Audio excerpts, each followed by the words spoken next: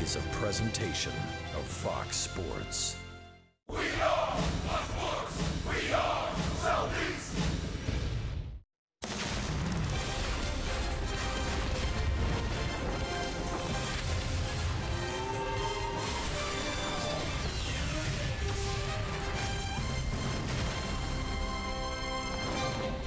That's missing in Minneapolis tonight is Mary Tyler Moore and her parade as we welcome you to Target Field. It's a beautiful night for baseball. Hot, muggy weather greets the Braves and the Minnesota Twins. A brave two-game interleague series gets started tonight. Hi again, friends. Joe and Chip, welcome back to the ballpark. After an off day yesterday, the Braves licked their wounds after being swept by the Colorado Rockies. Now they're taking on the Minnesota Twins, who have 37 wins this year. But, Joe, don't be fooled by that record. Right now, the Twins might be playing their best baseball of the year. I think they are, Chip, and they got up to a rotten start after a great season last year. They had high hopes, but an 0-9 start, just like the Braves, really dashed any thoughts they had of competing this year. Look at this. Their pitching has really crashed. Worse in the American League in starters ERA, worst in baseball opponents average. And while they started poorly, they are finishing with the flourish. They're playing good baseball this month alone. They are 12-8 and hitting the ball real well. That description of how the Twins are playing sounds an awful lot like their starter tonight. Irvin Santana endured a terrible slump, but right now is pitching very good ball for them. Well, when you think of Irvin Santana, think Julio Teheran. He's had much the same problems that Julio has had, and that is run support. He's got a similar record. He's got an excellent ERA. We know how good he is. Just a couple of years for Atlanta, he was a 14-game winner. He throws hard, has a good slider, and right now he's pitching his best baseball of the year. In recent starts, an ERA under 2. Right at 2 at 2-1, so the Braves are catching him at a bad time. And hopefully tonight's the night that Lucas Harrell can turn things around. He started great, but he's been hit hard his last two. Yeah, his first two were really good because he kept the ball down, and you're seeing some of that action. But his last two, he's been elevating the ball, and he's been getting hit pretty hard. So tonight, one of the things he's got to get back to is his good sinker, get a lot of ground balls, and keep the ball on the infield. Try to not get into situations where this offensive team can hurt him. The ball has been flying here in Minneapolis. The Braves take aim here at the Bullseye. Target Field, it's game 1 of 2. When we come back, Kelsey Winger joins us. She'll talk about the great work at the plate of late by Braves outfielder Ender Inciarte. Atlanta Braves baseball is presented by Academy Sports and Outdoors. Right stuff, low price, every day.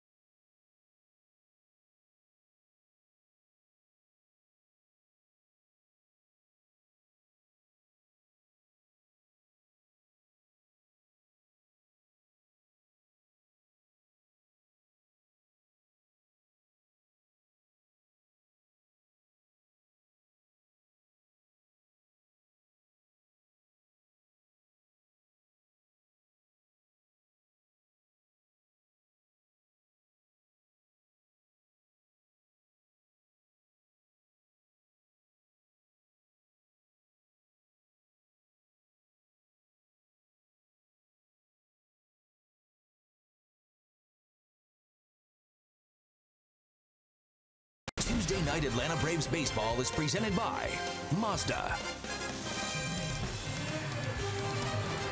Welcome back to Minneapolis for game one of a quick two-game set between the Braves and the Twins. The Braves hoping to get some offense going here tonight, and the DH might help that, but so will hopefully Ender Inciarte, who has been on fire since coming back from the All-Star break, and he's the subject of our Zaxby's indescribably good play. Since the break, he's hitting .353 with a .425 on-base percentage. He's also hit safely in 12 of his last 13 games. I spoke with hitting coach Kevin Seitzer before the game. He told me that Ender isn't fighting his swing like he had been. They had put him down in that 6-hole to take some pressure off of him, and it is working. He also told me that he's been a lot better mentally the last 3 weeks, and they hope that that continues tonight because they need his bat going to get some runs in this park for game one of the Braves versus the Twins. You have Lucas Harrell on the mound for your Atlanta Braves as they hope to salvage the rest of this road trip. Chip and Joe take it back with first pitch and starting lineups coming up right after the break.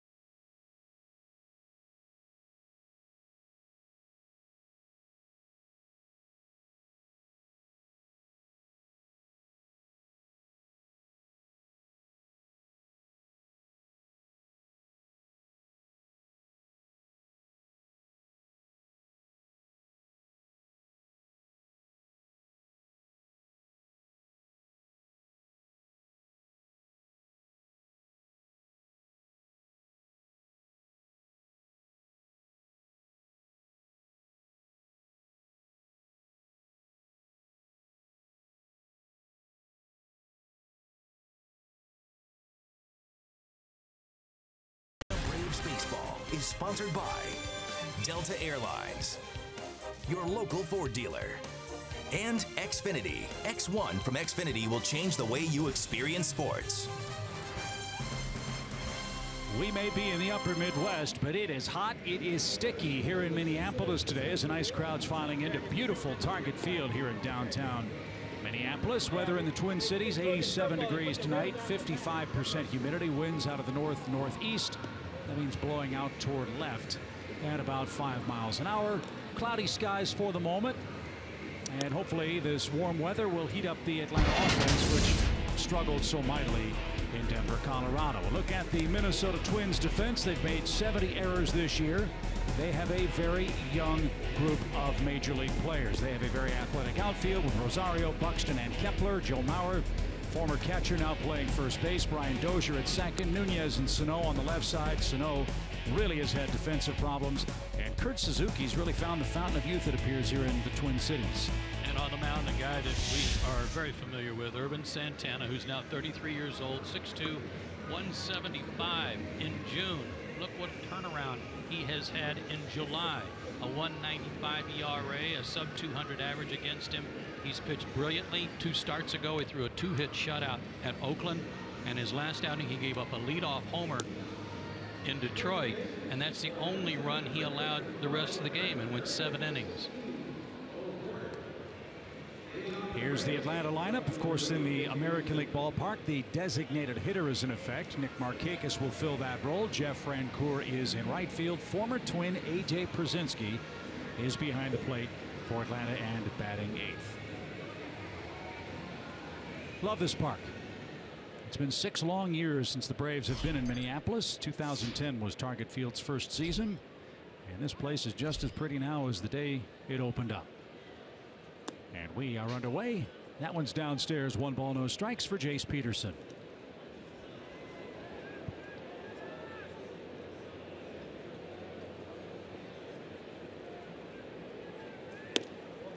And Santana's first strike is rung up by Jeff Nelson, the crew chief, who has the plate for game 1.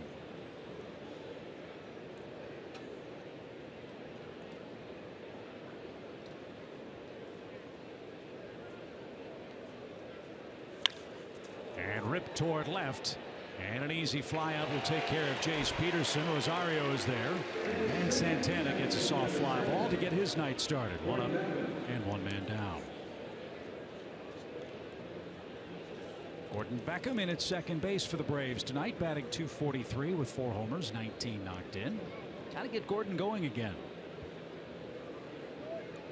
especially this high up in the order. 0 for his last 12.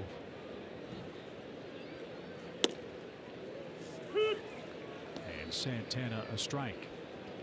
Beckham has 5 career hits against Irvin. 3 of those hits home runs.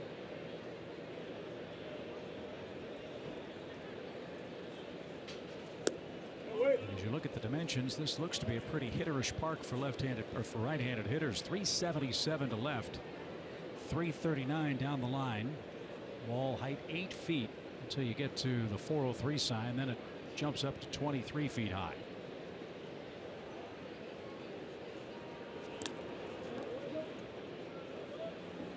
Irvin Santana always looks like he's just as relaxed as he possibly could be. Loose, free, and easy.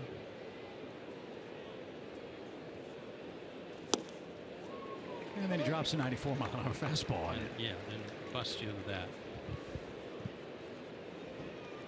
It was 1 year with the Braves. Irvin was very, very good. 14 wins, a .395 earned run average. He and Julio Teheran led the staff in victories that year.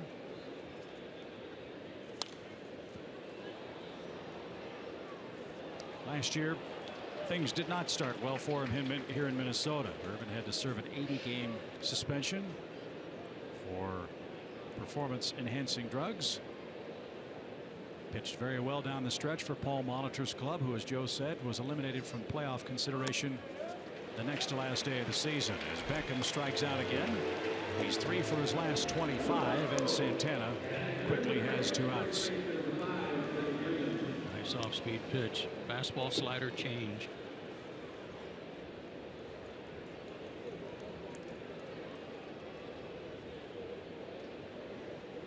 So here's Freddie.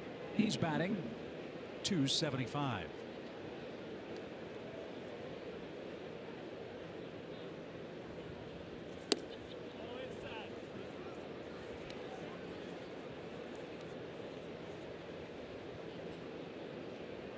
Freddie's got 6 triples on the year. In fact, 5 of his last 7 hits overall have gone for extra bases. Those 6 triples, the most ever by an Atlanta Brave first baseman. Yeah, he's been showing his wheels a lot lately.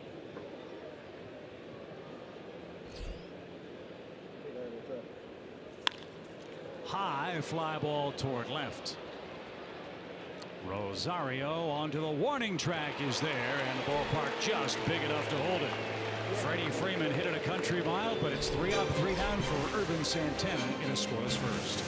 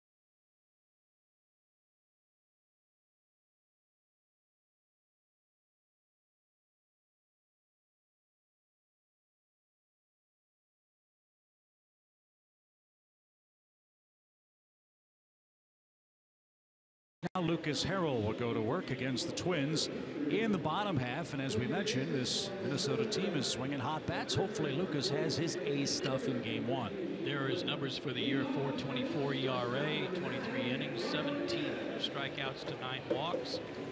His 4 keys to pitching success: again, he's got to get the ball down and get those ground balls.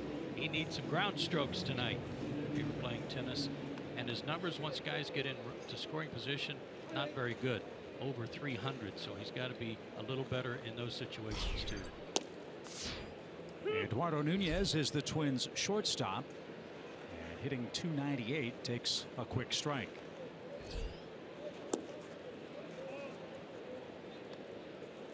Nunez, one of 7 players under the age of 30 in the Minnesota starting 9 tonight. He's 28, former Yankee. Many thought he would be the man that would replace Derek Jeter in New York, an almost impossible task. But he's made his way to Minnesota, where he's had 33 multi-hit games this year. He's been a nice surprise for them. Well, he's already established career highs in homers and RBIs. His batting average right now a career high, but he's on a downslide. He's 4 for his last 30. Not a good sign for Lucas. A leadoff walk in front of Joe Mauer. The rest of the Twins lineup as presented by Paul Molitor. Sano can hit him a mile. Kepler can hit him a mile. Suzuki's figured things out. Byron Buxton, a Georgia native, is batting 9th but hitting just .203. We'll talk a lot about him in this 2-game set. Here's Mauer batting .261, 8 homers, 30 RBIs. Runner goes, first move. AJ's throw is short hopped at second, and Ibar tumbles over Nunez, who stole second base, and he's in scoring position with nobody out.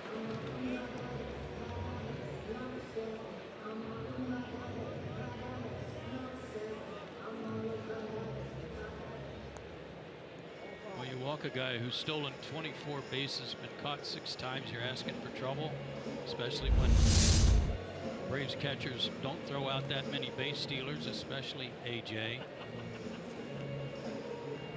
Throw is to the third base side. That's why the lack of balance there for Ibar.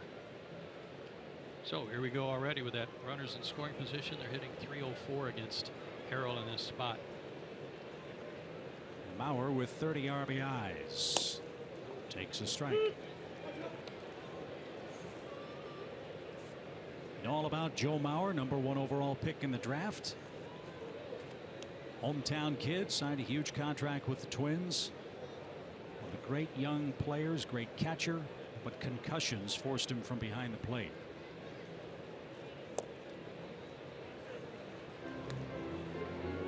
This is Mauer's world up here with all that he's done as a Minnesota Twin and as a local guy. Here are those numbers for Lucas. Good numbers with nobody on base. But remember, he walked the first guy.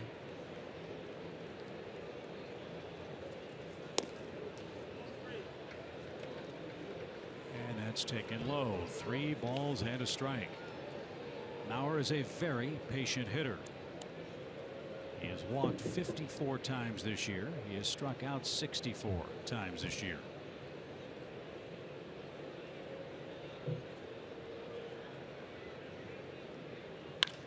Ripped toward left. And at the edge of the track, Jace Peterson makes the play. Runner tags, heads for third, and he'll make it. So Nunez moves up on a deep fly ball by Joe Mauer. The Twins very aggressive on the base paths in the early going. Have a man at third and only 1 out. They've got some guys that can run, and they are very good at it. 24, now 25 out of 30 for Nunez on the stolen bases. Mauer's 2 for 2. Dozier 7 for 7.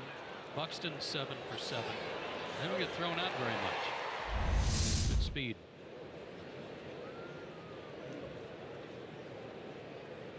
And that'll bring up Miguel Sano. 15 homers, 38 RBIs for Sano. He's just 22. And he's a hot hitter right now. And that's fouled at the plate. Strike 1.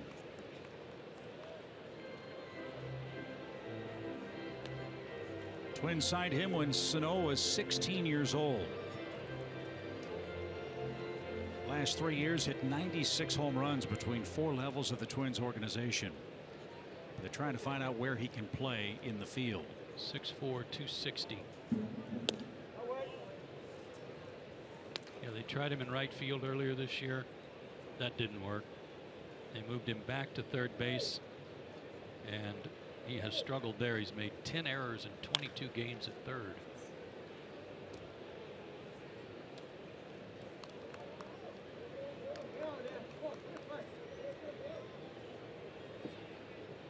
Sano had 18 home runs in his rookie year last year, 5th best mark in the big leagues. He's got 15 now. Strike 3 outside corner. Big pitch by Harrell, and AJ like that. That's out number 2. And he took a fastball right down the middle.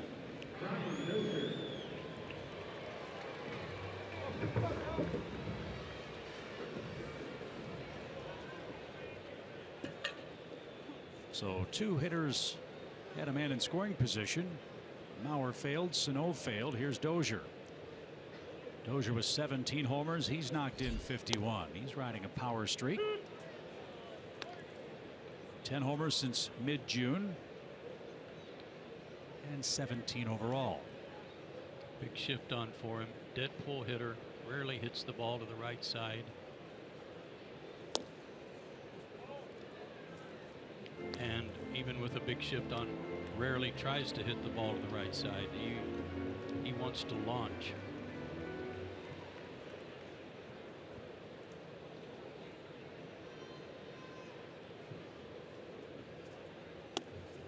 Dozier's from Braves country, lives in Hattiesburg, Mississippi in the offseason.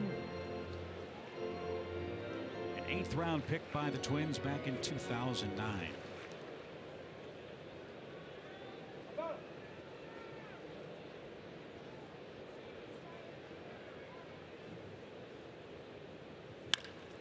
To the left side, in between Hop. Ibar's got it, loads up, low throw, and Freeman dug it out. And that saved a run and retired the side. Harrell pitches around a leadoff walk and a stolen base. We head to the second, no score.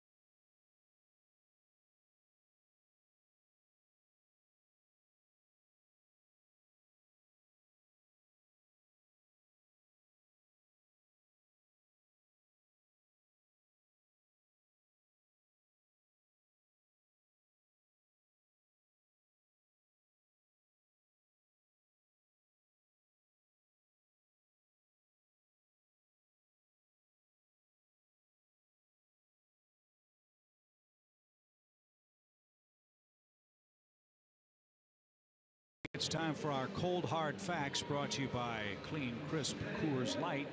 The designated hitter is in effect in Minneapolis. Hopefully Nick Markakis will have a good series. These are kind of cold and hard. 5 home runs since 2011 from Braves DHs, and only 1 in the last 2 years.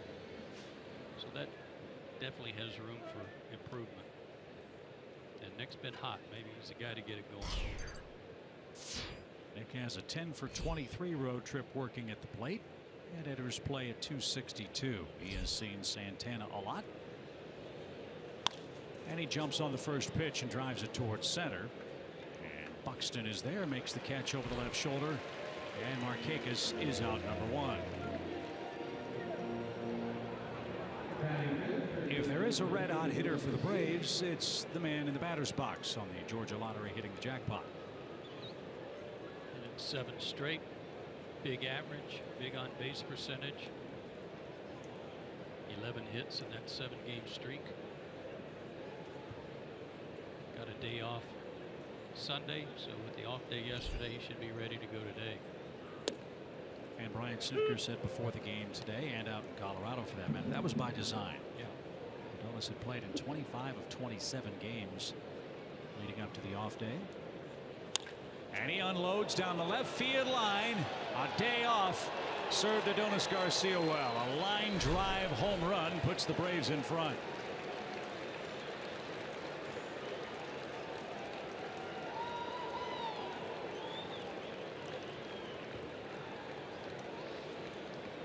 No doubt about that one. His 8th homer, 30th RBI. And Lucas Harrell and the Braves have a lead. Hanging slider.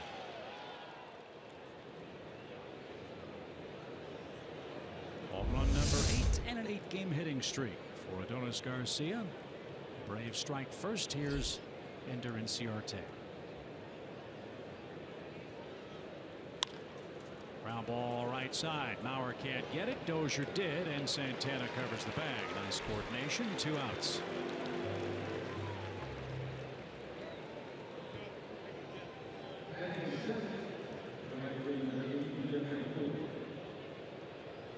Home runs have always been an issue for Urban Santana. He's always given up a lot annually, but this year he'd only given up 12 coming into this start. That's a low number for him.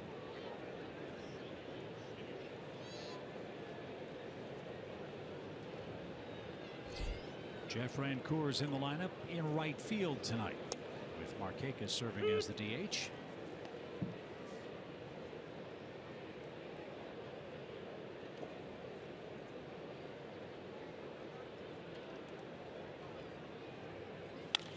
And that one's banged up the middle. Nice play, Dozier, and he got him. Incredible play.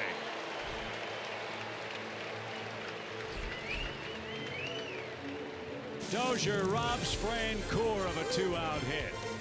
Adonis Garcia's homer, the difference so far in Minneapolis.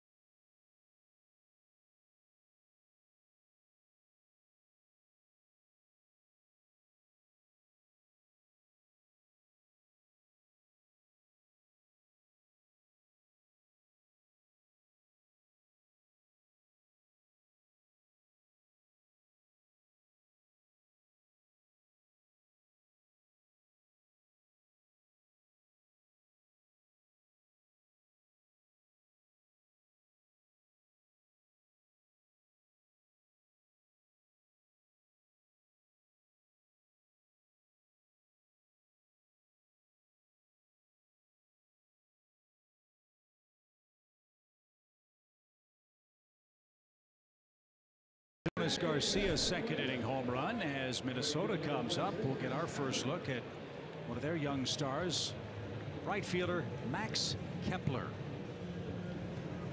He's quite a story, and he's having quite a run here the last 6 weeks or so.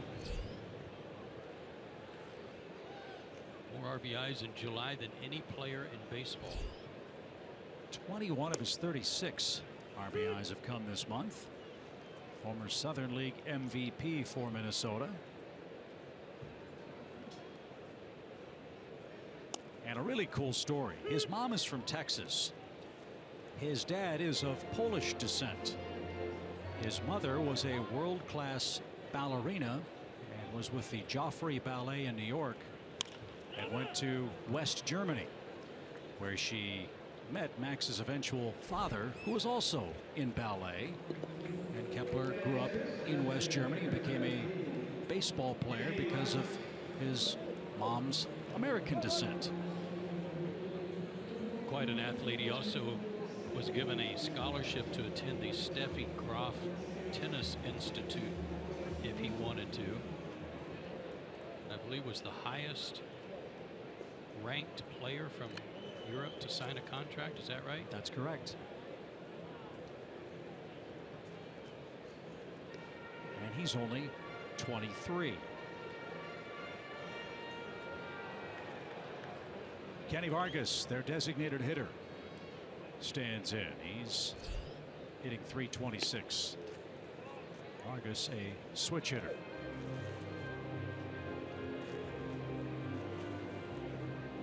Not surprising, the Twins and Braves have very similar records, and their fan base has to heed the same thing: patience. Braves are going to be patient with their young pitchers as they rebuild the system. A lot of these young Twins are already here, trying to learn at the major league level. I would imagine it's tough to win with a whole bunch of 22 and 23-year-old guys playing every day for you. One thing they're not short on is size. They got some big old guys playing. That one's golfed into right field. And Vargas has the first Twins hit. He's aboard with one out.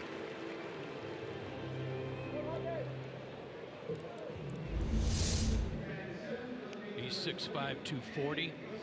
Just dropped the barrel on that low fastball.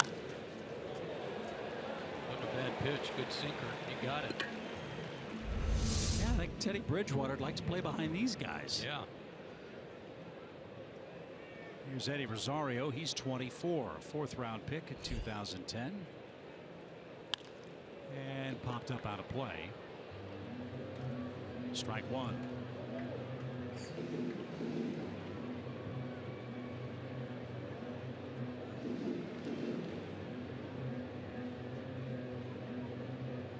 Rosario, 5 homers, 16 knocked in. Last year he led the world in triples. 15 of them, is that right? 15.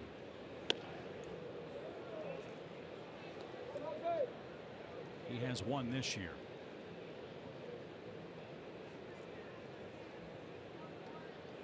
Scored 60 runs in those 122 games. Knocked in 50. Pop fly toward left. Can of corn for Jace Peterson. He'll make the play. Back to first is Vargas, and Kurt Suzuki is coming up. This is another name that's popped up a bit on the rumor mill as we approach the August 1st trading deadline, and why not? Kurt Suzuki has really rediscovered the magic here with the Minnesota Twins. He's having a good year. 288 average. Excellent defender behind the plate. Doesn't throw out a ton of guys, but boy, he handles the pitching staff well.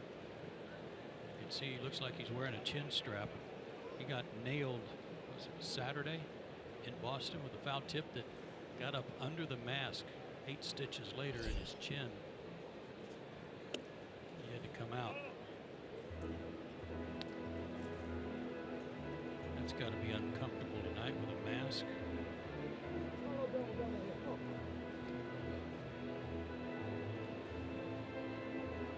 Suzuki broke in with the A's back in 2007. We saw him play with Washington in 2012 and 13. He went back to Oakland that year and is now in his 3rd season with Minnesota.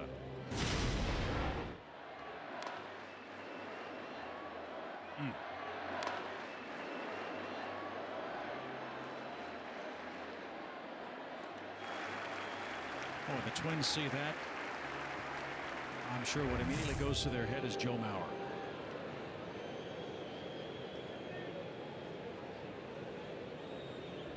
Two balls, no strikes.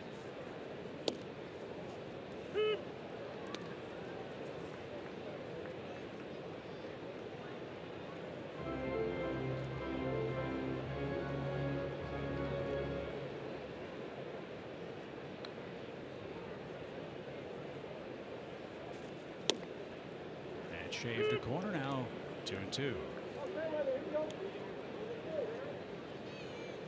So far, with the exception of the first batter, Nunez, he's made some good pitches. Locating.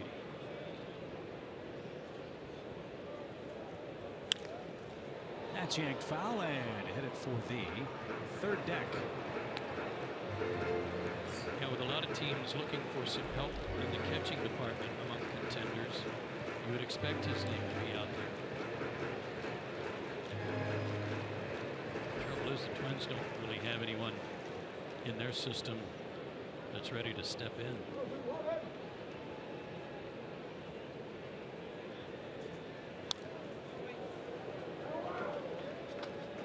If you were to ask general managers this time of year what is the most sought after commodity besides pitching, I guess they'd say power and catching.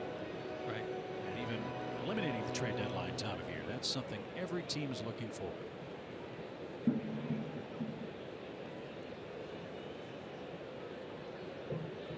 Suzuki ready to see a seventh pitch, and at first 2 outs.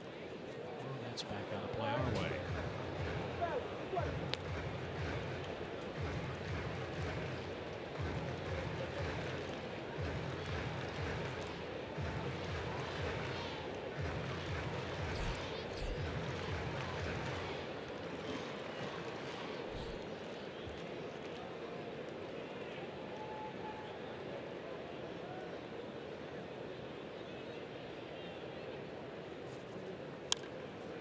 Poked into center and right at Inciarte. And Lucas Harrell has a shutdown inning. He leads 1-0. Former Twin A.J. Pierzynski will lead off the Braves third.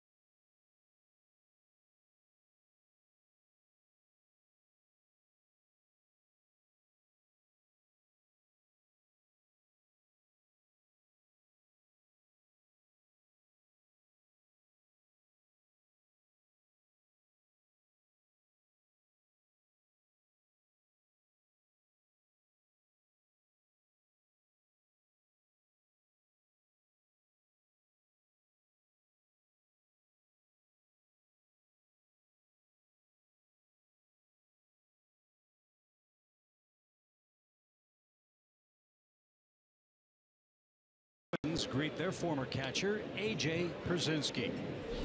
Very popular player while he sported the Twins unis, but when he went to the White Sox they had a bitter rivalry in American League play. So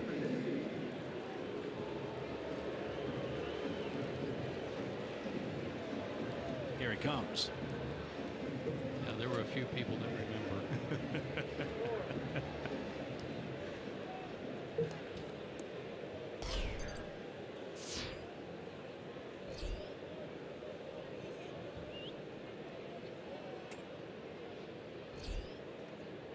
So Ervin Santana will face Pierzynski, Ibar, and Jace Peterson. And a check swing strike. 6 seasons.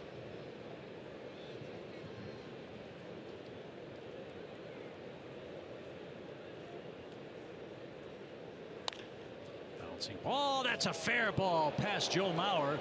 And a funny hop off the wall, and AJ's on his way to second with a stand-up double. Mauer's looking in at disbelief at the home plate umpire. He didn't think that was fair.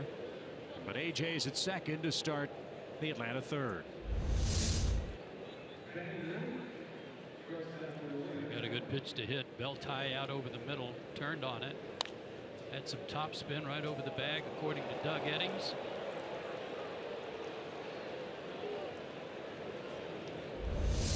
Easy stride to second. His 11th double. The Braves look to extend their lead. Wow, that ball started foul. Yeah, it did. Line drive into center. That's a base hit by Ibar. Przinsky had to hold up. And Atlanta has them at first and third with nobody out. Start to the inning against a guy who's been pitching real well. I was shocked like you, Chip. This was foul. Looked like it had some spin and shot it over into fair territory, but the next bounce is also foul. Somewhere along the line, it's got to hit in fair territory before it crosses over the bag.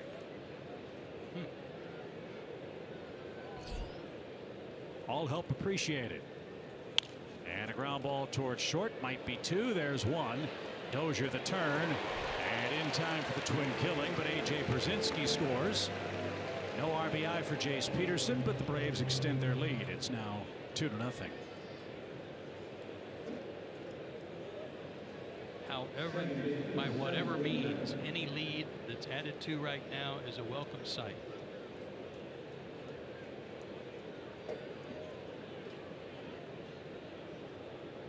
So Santana back to the windup. He struck out Gordon Beckham his first time.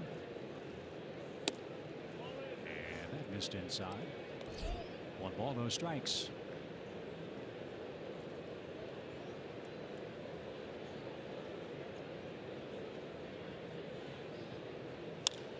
High fly ball toward left. Rosario is there and puts the squeeze on it. Another good inning for Atlanta. A leadoff double followed by a single brings home the second Braves run.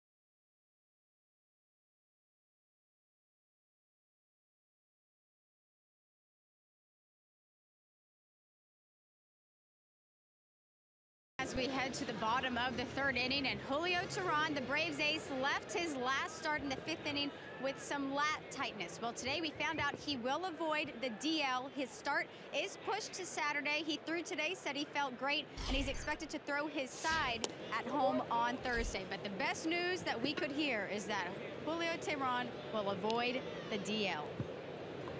That's always good news, Kelsey. Thank you very much for that update. As Lucas Harrell starts the home third with Byron Buxton, the pride of Baxley, Georgia, at just 22 years old. Second pick in the draft a few years ago. Great minor league numbers that haven't translated yet to the big leagues. He's barely got a 200 average in the big leagues over about 45 games last year and this year. He can run There are some that think that he could rival Billy Hamilton, perhaps as the fastest runner in baseball. Has an excellent arm.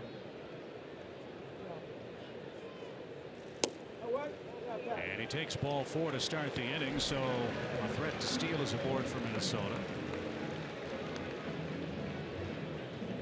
There was a great story online about this Minnesota club, Joe, and all the youngsters that they had and have, and the patience that people need to have with a 22-year-old kid with the skill set of Byron Buxton. A name that came up was Torrey Hunter.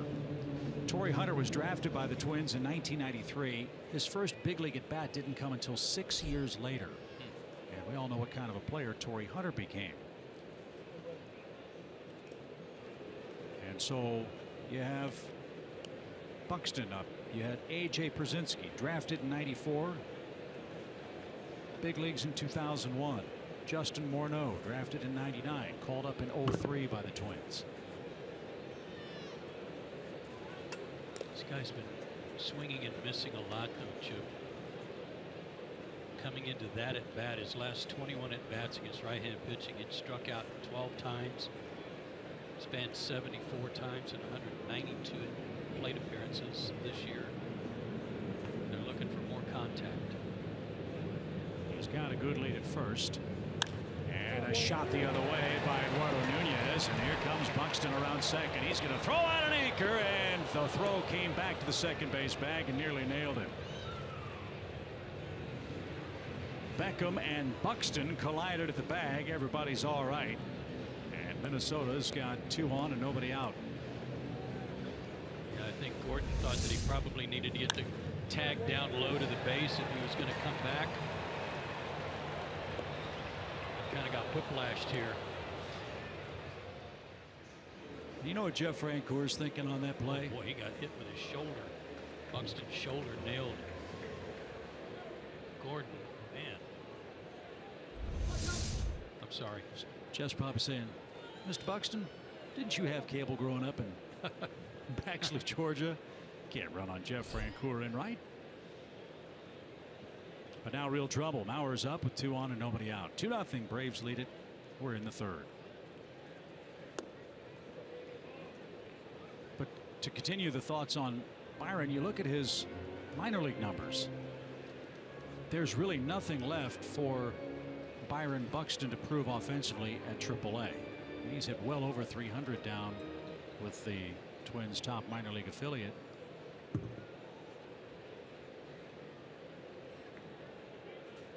First, the pitch to Mauer.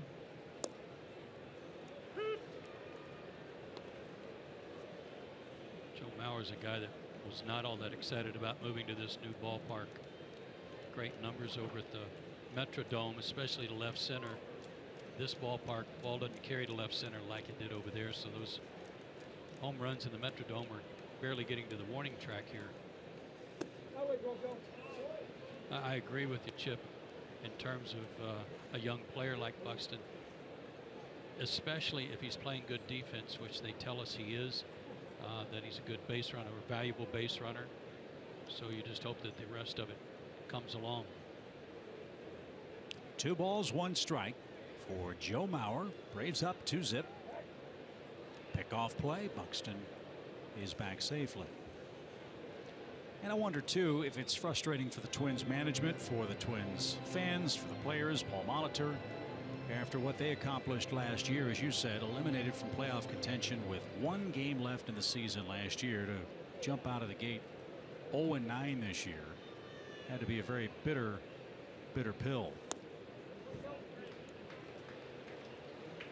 In fact, they were 11-34 and had been outscored by 83 runs in their first 45 games.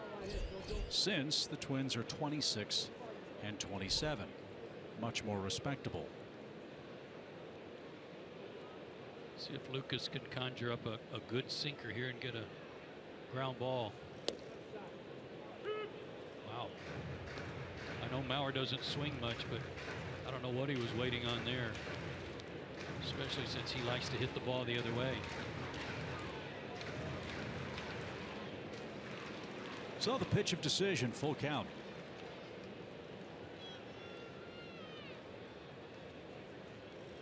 And Mauer didn't get it.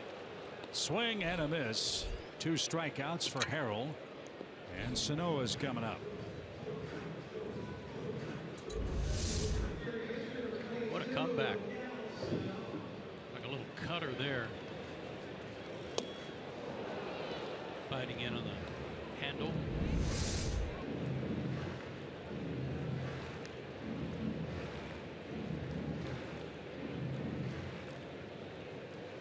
Sano took strike 3 his first time up. He struck out for the 100th time this year.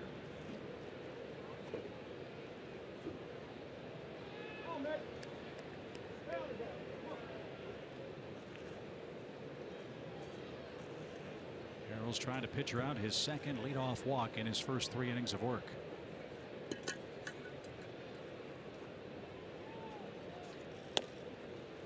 That caught a corner, a strike.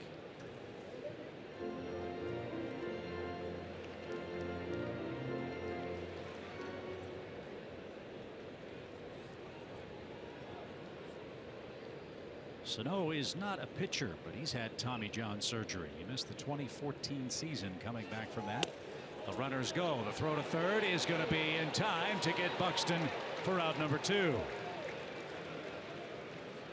So AJ's off to a good start. He's thrown out 1 of 2 would-be base stealers. He's got a hit and a run scored. That was a terrific catch and throw by AJ. Not only a quick release, but accurate. Boy, horrible lead by Buxton. He didn't even have a walking lead. He was flat-footed. Thank you very much. 1 ball, 1 strike. And Sano is down to his last strike. First time Buxton's been caught stealing this year. So he's 7 out of 8 in stolen base tries. Like a promising inning for the Twins is a strike away from heading to the 4th. Ball in the dirt, and AJ thought about throwing but couldn't pull the trigger, and Nunez moves up on a ball in the dirt.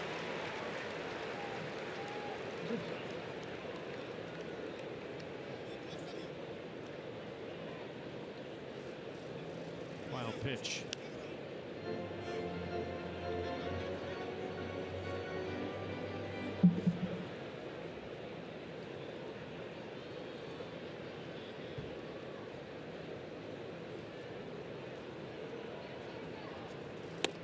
Strike 3 at the belt, right down Hennepin Avenue.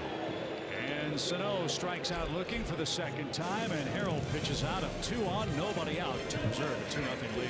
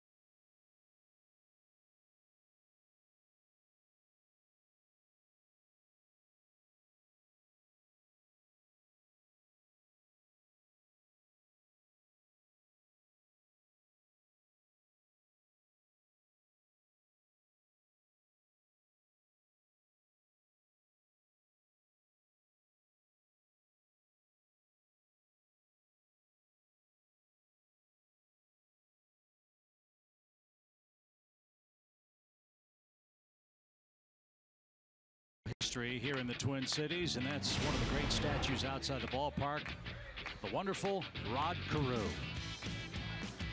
who was just announced will have his name on all future batting champions. The award will be called the Rod Carew Award in the American League for batting titles. He only had 7 of them. all with the Twins. It was that era's Tony Gwynn. That's what I was going to ask you. As a National League fan, and before the advent of cable television, we almost never got to see Rod Carew play. If you didn't live here in the upper Midwest, you saw Rod Carew a lot up close and personal. What a player. What a player.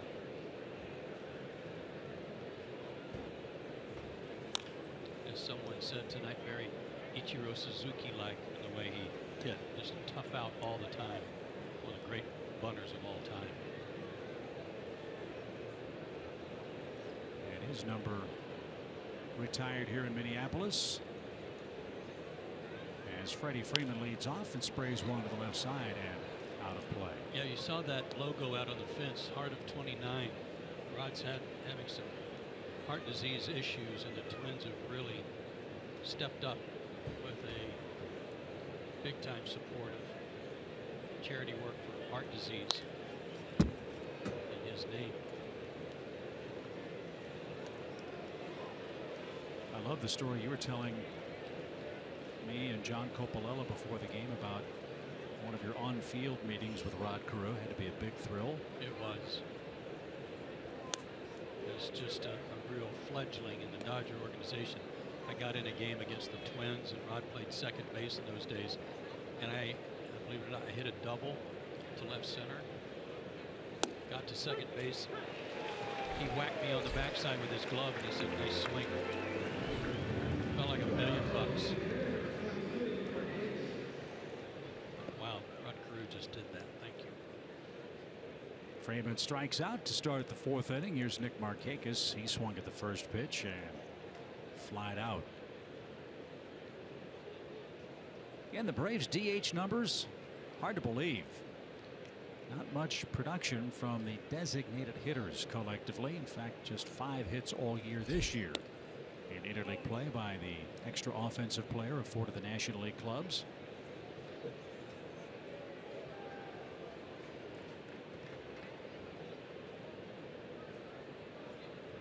But so far so good. Braves offense has touched up Irvin Santana for a couple of early runs. Lucas Harrell has pitched out of trouble a couple of times.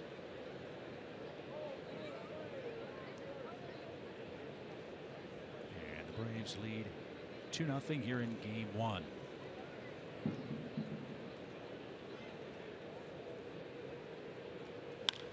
Ground ball up the middle. Nice play. Dozier off balance throw and a beautiful peg.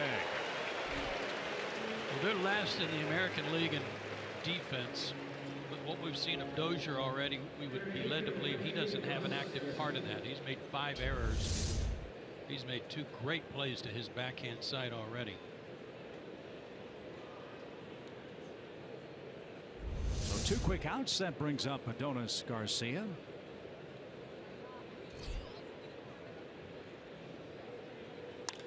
And a high fly ball to right. That'll chase Kepler back to the edge of the track, and he's got room. 3 up, 3 down.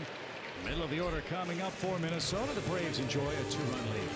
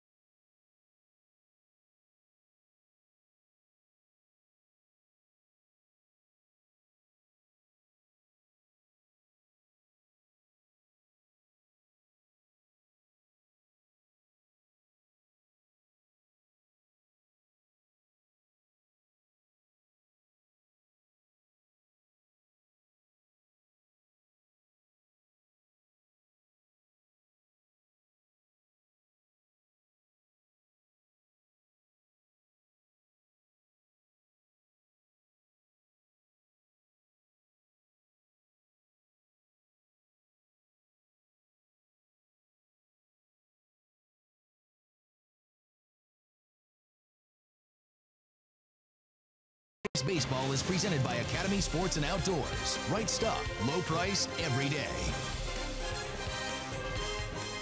Love that old-time logo, don't you? I do. A great franchise name as we are in the Twin Cities of Minneapolis and St. Paul, where the Braves and Twins start a 2-game set. We'll see the Twins in Atlanta August 16th and 17th in interleague play. See if Lucas Harrell can have an easy time of it in the 4th. He has yet to record a perfect inning. He does have 3 strikeouts. He's got a couple of walks. And Dozier takes a strike.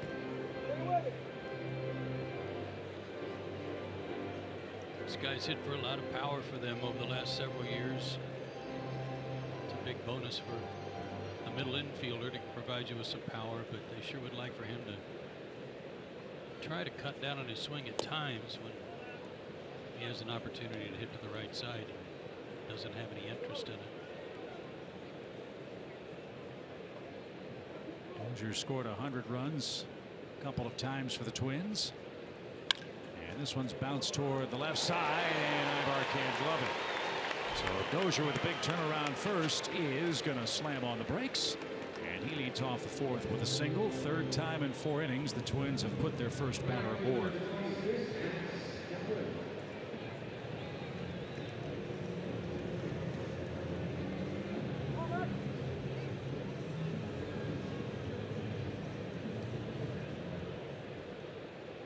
Here's Kepler.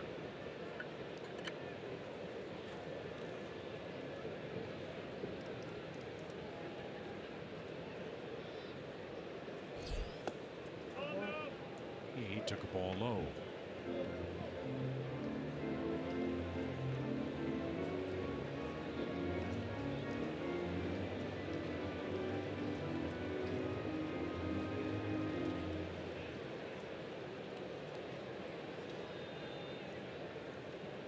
Kepler 6'4", 207 pounds.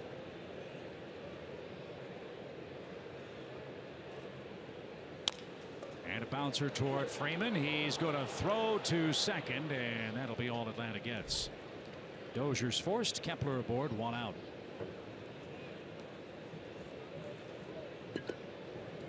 Good choice by Freddie. That was going to be a tough play to make going back to first base, where Harrell was trying to hustle over there and beat Kepler to the bag.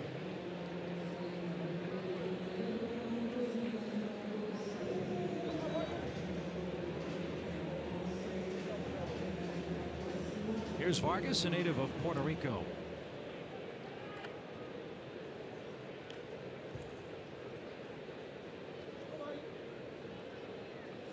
Another Twins farmhand that put up huge minor league numbers. Numbers that have not yet translated consistently here in the bigs. And that's upstairs to him. 1 ball, no strikes.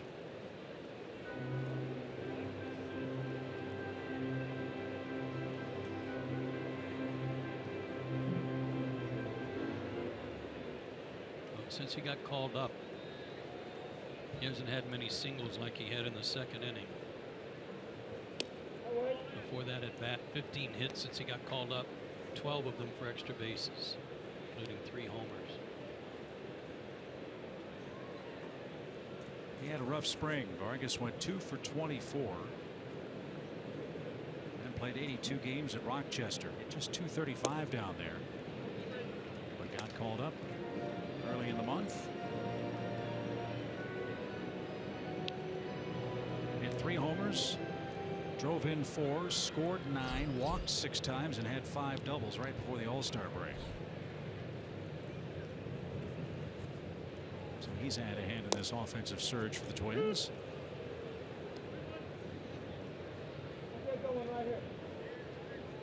As the count now goes to 3 balls and a strike.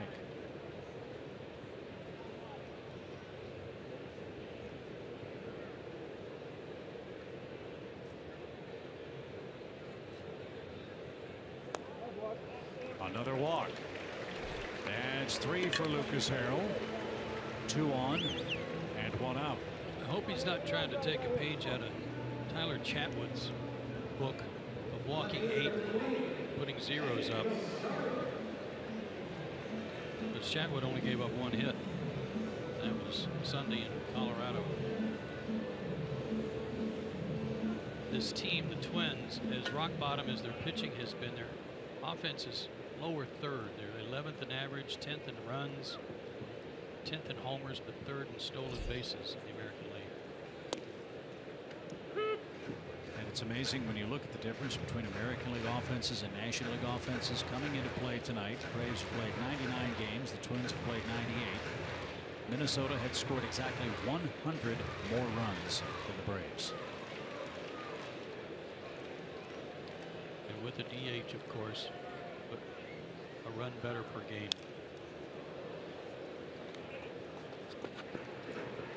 Two quick strikes for Rosario. The 21-year-old Twins left fielder flied out to left in his lone at bat.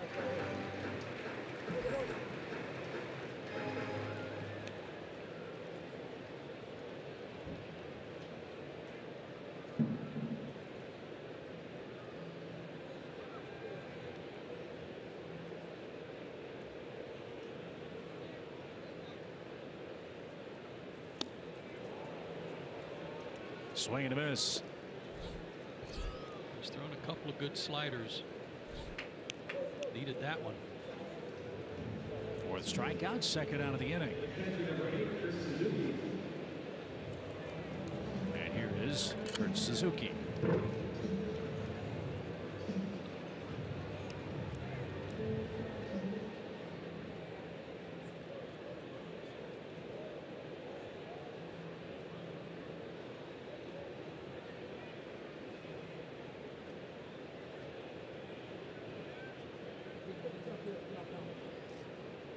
Suzuki sports a unique baseball bat, something that's been in vogue in the American League. Dustin Pedroia, one of the players that uses a bat with kind of an axe handle grip. We're told that's made a difference for Suzuki in this offensive surge he's enjoyed. He's batting .288 for the year.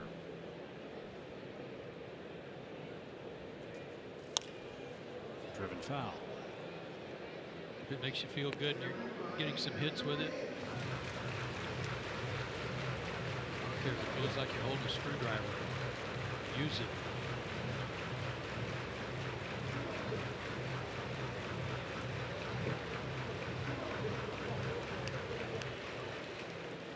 Kepler and Vargas are the Minnesota runners. Suzuki in a 2-strike hole.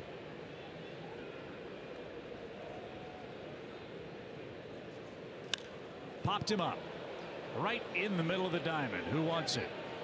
Adonis Garcia gives way to Freddie Freeman on the slope of the mound, makes the play, and Harold pitches out of 4th inning trouble. Minnesota strands 2 more runners. It's 2-0 Atlanta.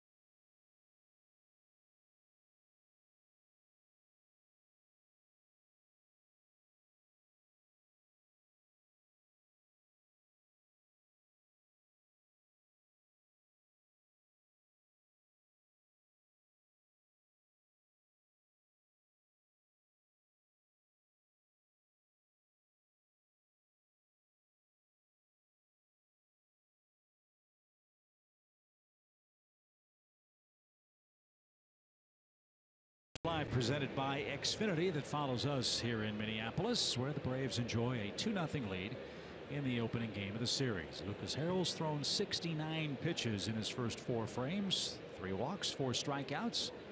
The offense has put him in front, courtesy of an Adonis Garcia second inning homer, and A.J. Brzezinski scored on a ground ball double play.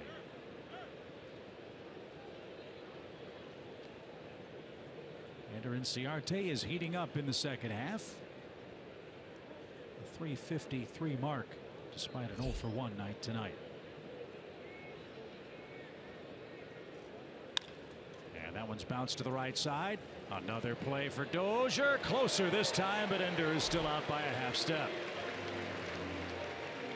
Well, I'm a believer you can't hit it to his backhand side. My goodness. All 3 were potential base hits. This time against a fast runner. The best of the lot came against the man in the box, Jeff Francoeur. That ended the Atlanta second. This one's rolled toward third. Sano's got it. He's got a terrific arm, and he showed it off. Easy play. And there's the second out. Braves are swinging very early in the count. Big difference in pitches between Santana and Harrell so far. Santana's thrown 37. Harrell's thrown 69. Well, both times when the Braves got damage, second inning, first pitch home run from Garcia, and then quick outs after that. Same thing kind of happened in the third inning. 2 base hits, a double play ball, and an out.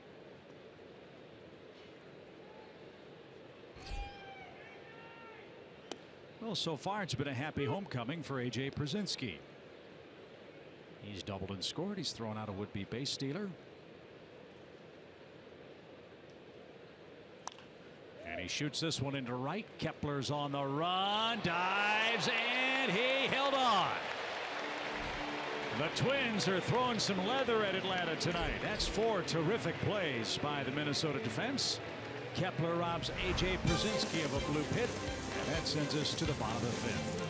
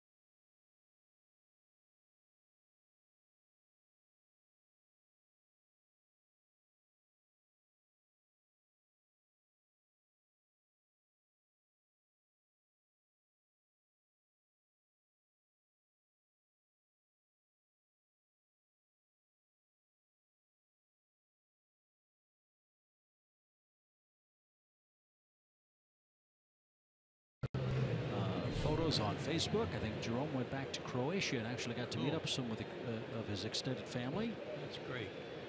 So it is great to have Jerome back in the studios tonight as Buxton leads off inning number 5 for the Twins. If Buxton had not signed a professional baseball contract, he was on his way to Georgia to play football.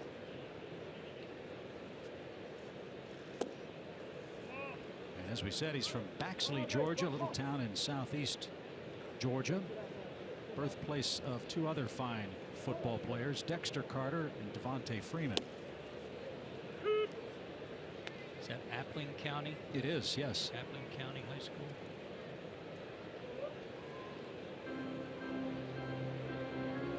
Well, he's got a great baseball body, size, center field. He can run, he can cover ground. Just got to get this stroke working.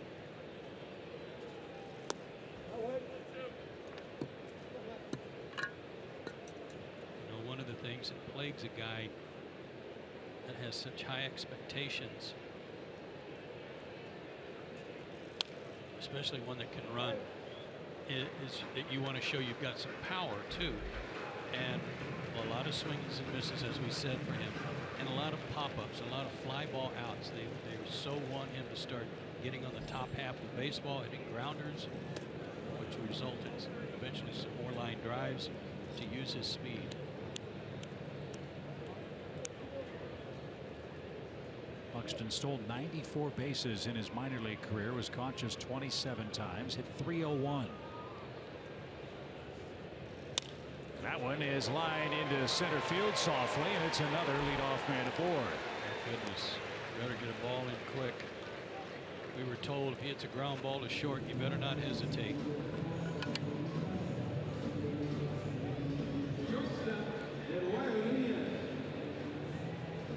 So Buxton, who was thrown out trying to steal third in the third inning, is aboard. And back to the top, and Nunez, who's walked, singled. He's stolen 2 bases, and he's been left at third twice. I think one of those they credited a wild pitch that got him to third, not a stolen base. Thank you for that.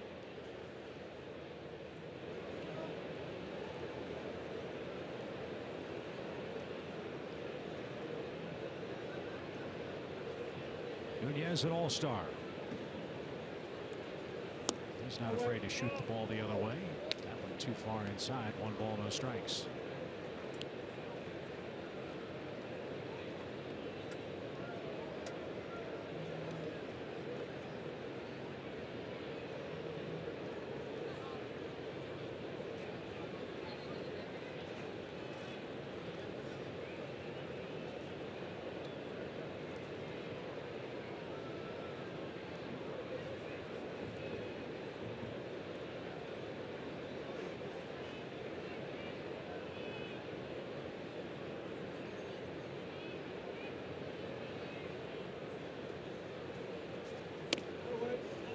Too tight. 2-0. Jerome told you about the Marlins and Phillies. Miami tries to gain ground on the Mets. They are in a doubleheader with the Cardinals today. St. Louis beat the Mets 3-2 in Game 1. Carlos Martinez beat Noah Syndergaard. Watch out for the Marlins. That one's in for a strike. Couple of days they'll have D. Gordon back. They could have Justin Bour back in the next couple of days too. Remember, Bour hurt his ankle facing the Braves at Turner Field and hasn't played since.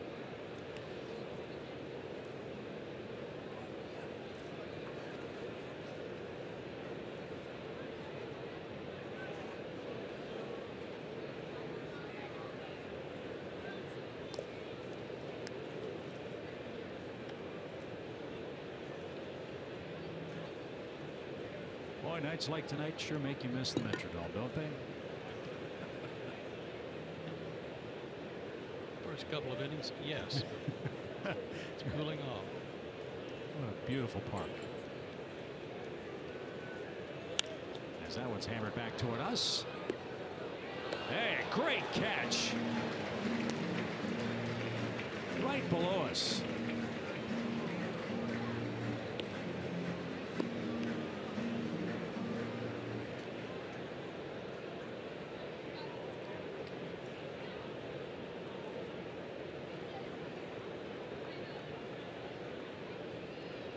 Two balls, 2 strikes.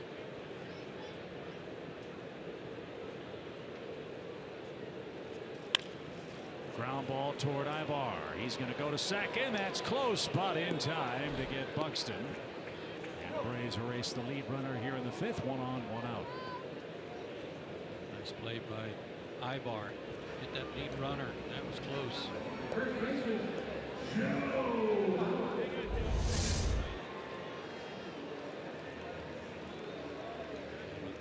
Buxton running. He had to be quick.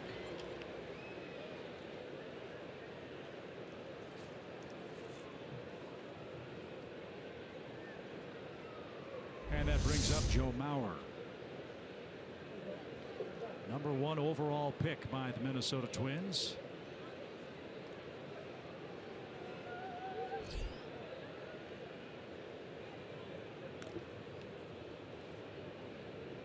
Taken back in 2001. Mark Pryor was taken 2nd in that draft by the Cubs, you might recall. 2009 MVP, 3-time batting champion. Gold Glover behind the plate. But in August of 2013 he had a game against the Mets and got just creamed with a foul ball, and that's when the concussion problems started for Mauer. And their concussion problems, it still lasts to this day. In fact, Mauer still has vision difficulties as he tries to make the transition to first base.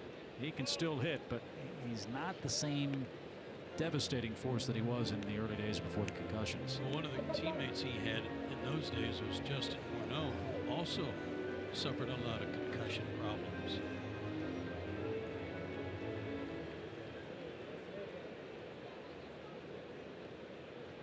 One ball, no strikes. Runner goes. Good jump. The pitch, a ball. The throw is high. And it's another stolen base for Nunez. Well, I think we know what Paul Monitor's game plan is tonight, don't we? I think absolutely they do. Having in mind that anytime they get on, they're going to challenge AJ. No chance there. It's 26 stolen bases now, and 2 on the night for Nunez.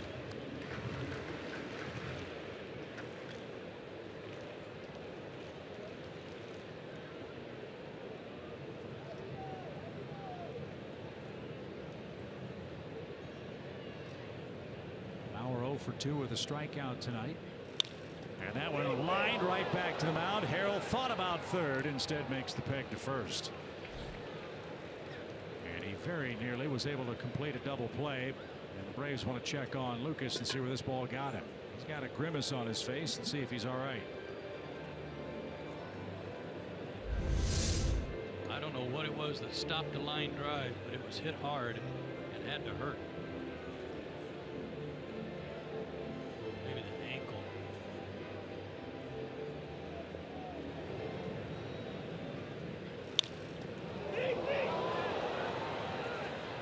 Ankle or his foot.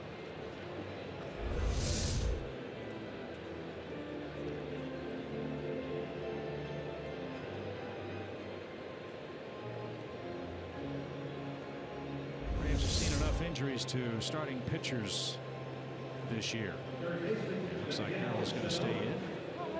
As Mauer's retired with Nunez at third base. And once again, Sanoa's coming up. He's been caught looking twice. Hard to tell. Maybe he deflected that a little bit with his glove. Take some of the sting out. He's headed for center field, so he saved a run.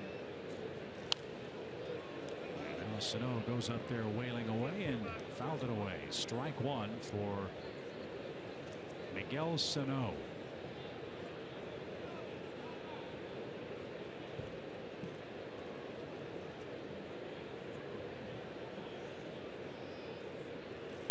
No relation to former Giants first baseman JT Sano.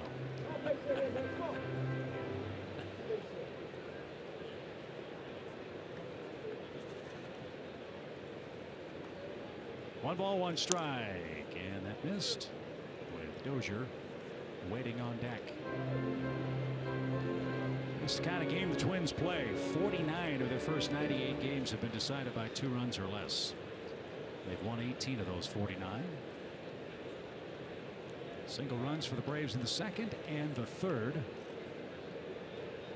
have Lucas Harrell in front trying to get through the 5th. Swing and a miss. Good motion on that breaking ball. It was almost like Lucas sped up his delivery out of the stretch, sold it like it was going to be a fastball, and pulled the string on it.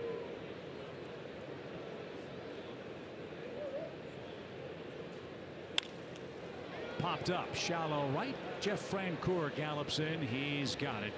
And that retires the side. Lucas Harrell's put the leadoff man on quite a bit in tonight's ball game, but he's got the Twins shut out through 5.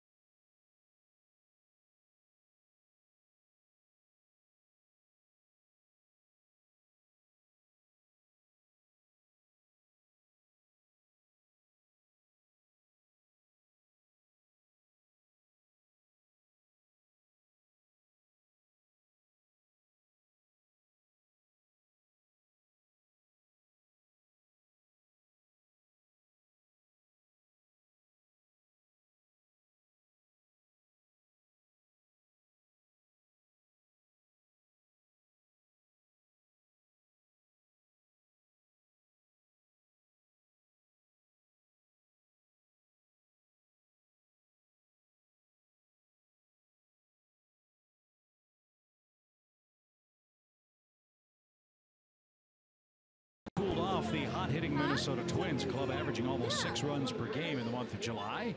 Braves have touched up Irvin Santana for a couple of runs in the first 5 innings, and he's on our Academy Sports and Outdoors leaderboard tonight. Yeah, as we told you, he's been a real hot pitcher lately. 4th best ERA in the major league since the middle of June. And again, in comparison to Julio, some of his frustration. Well, Santana set down 8 straight. He's got the 9, 1, and 2 hitters coming up. Starts with Eric Ibar. He was on one of those upward swings offensively, if you pardon the pun. He had 2 singles and 2 walks on Sunday, and he's got a base hit in his lone at bat tonight.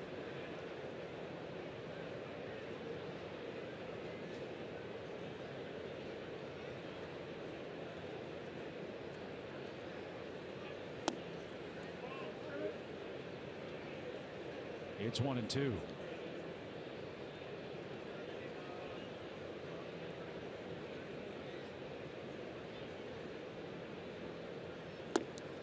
You know, these 2 guys have been friends a long time. Both of their days with the Angels together. Both from the Dominican Republic.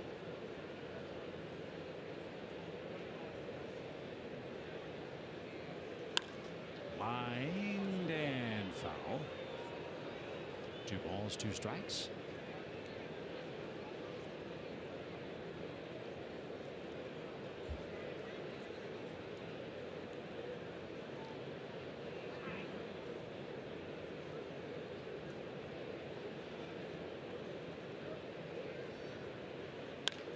And right off the thumbs out to second. Easy play for Dozier. He's made all the tough ones. That one routine. 1 out. One of the cool things I like about this stadium is the way they have their lights recessed into that awning that sits atop the upper deck. I mean, that's very spaceship looking. Really cool, stylish. It seats about 39,000 people, which is not that much bigger than Marlins Park, but yet it seems a lot bigger. Doesn't have a big roof over the top. Certainly that helps. Or the sculpture, which. Thank goodness. As Peterson hits. Takes one into center field. He went down and got that ball, and that snaps 9 in a row, retired by Santana. Jason Bourne with 1 out. And they had to really shoehorn this stadium into a real small space. They did a marvelous job of that. They've got their train or metro system that's right out, I mean, literally right behind the left field wall, left field stands. So that's a nice addition to the stadium. It's right behind the Target Center where the Timberwolves play. And I may be wrong about this. Someone told us 6 years ago about how much property they had available. I think it was something along the lines of 12 acres. That's all. Yeah, I think it was real close to what the AT&T Park in San Francisco was, which was 13. So you're right in the neighborhood.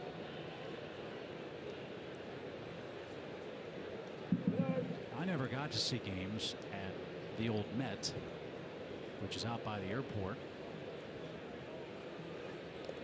And that is now the site of the Mall of America. Oh, it is? Yeah. I didn't know that. Yeah. And the Metrodome has been taken down. And that is now the soon-to-be new home of the Vikings. And that's another very cool looking sports stadium. Looks like the prow of a Viking ship. Oh, yeah? Yeah. Well, it's supposed to be ready this year. I think that's right. The old Metropolitan Stadium was it was a real good hitter's park. I can't tell you why, but certainly Rod Carew made it a good hitter's park. So did Harmon Killebrew.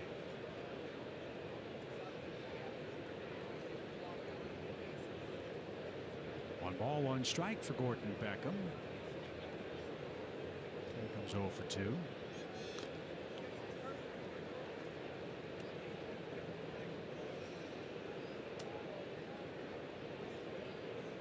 Had some great players here, great memories. Of course, the '87 World Championship against the Cardinals, the 7-game World Series against the Braves, which so many people still say was the greatest World Series ever played. Yeah, they're celebrating their 25th anniversary of that in big style around here.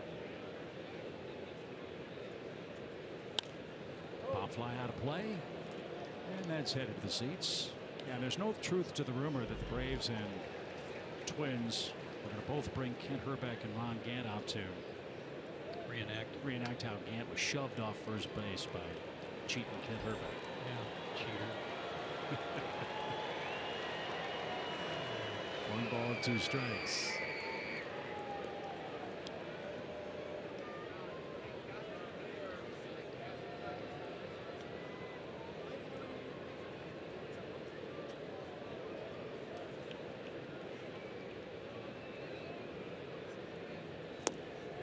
Gordon didn't get that. He's down on strikes for the 2nd time tonight.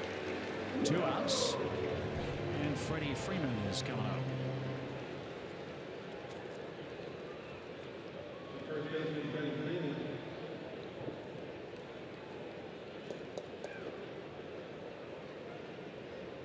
Freddie's 0 for 7 against his old teammate. 0 for 2 tonight.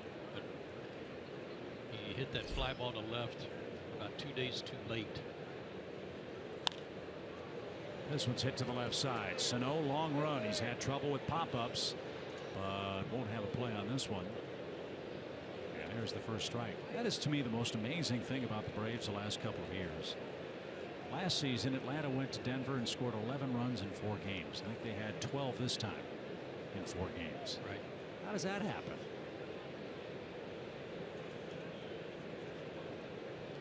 Simple. No power. Not enough base runners. And then when the Braves got him, couldn't get a big hit. Jace hit a homer. It was a solo homer. Is that the only home run? That was the only home run the Braves hit? I thought they had 2. That's right. No. We're going to go back and look. Well, I can tell you the Braves coming into play tonight were 16 for their last 80 with a runner in scoring position. And averaging under 3 runs a game. And it does include those 4 games against the Rockies. That's all I got. One? Is one. Wow.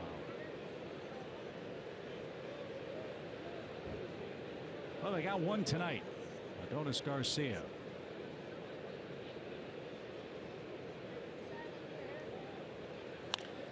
Braves third baseman got to touch him all baseball man in the second inning.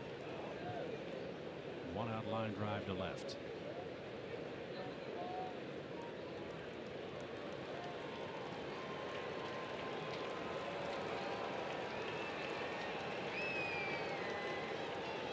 One of the legendary home run calls from John Gordon, longtime voice of the Minnesota Twins. This one's popped up. Sano going out, still going out, and makes the play and got tripped up. Wow, Sano made a marvelous catch. Rosario was closing in as well, a little collision, and the Twins third baseman ends up on his backside with the ball in the glove safely. Nothing doing for the Braves in the 6th. Still 2-0.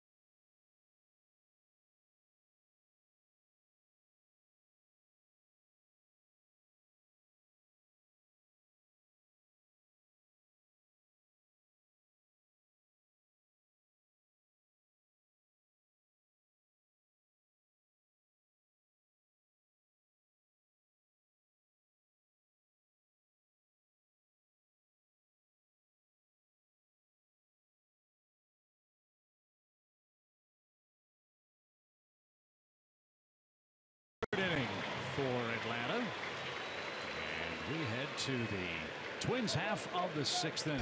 And Lucas Harrell could use an easy frame. He's had to throw a lot of pitches tonight, 90 of them through 5 frames.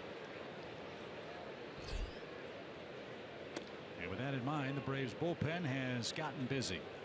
Yeah, it doesn't do any good to look at the lineup to see if his spot in the order is coming up. Not with a DH.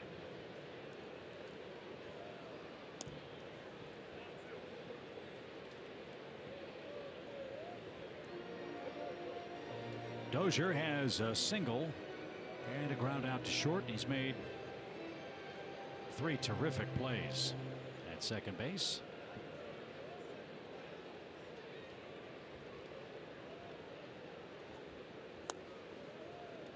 Two years ago, Dozier scored 112 runs. Last year he scored 101 despite hitting .236. That's hard to do. That low a batting average, you're just not on base that much. You have an on base percentage there. Last year, .307, and still scored 100. Scored every time he got on base. Just about right. Pop fly foul and out of play. He's out of Southern Miss. Is Brian Dozier. First big league season was 2012 for the Twins.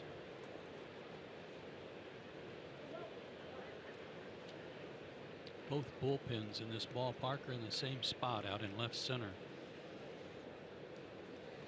kind of like Philadelphia.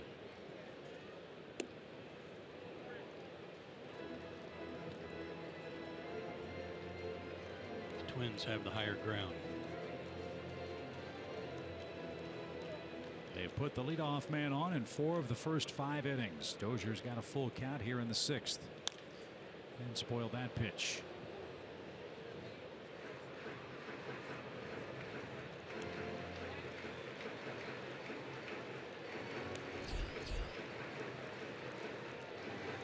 Kepler, then Vargas.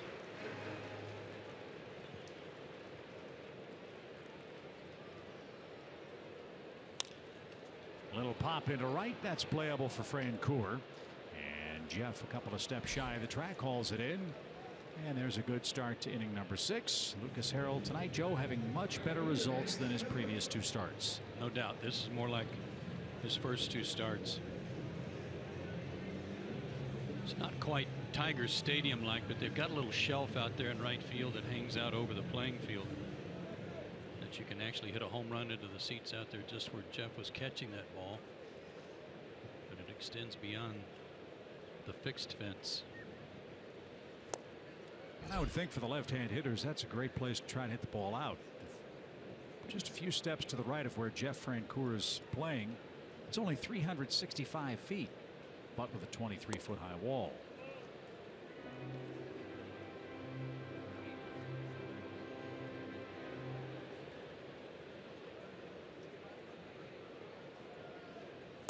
Swing and a miss by Kepler.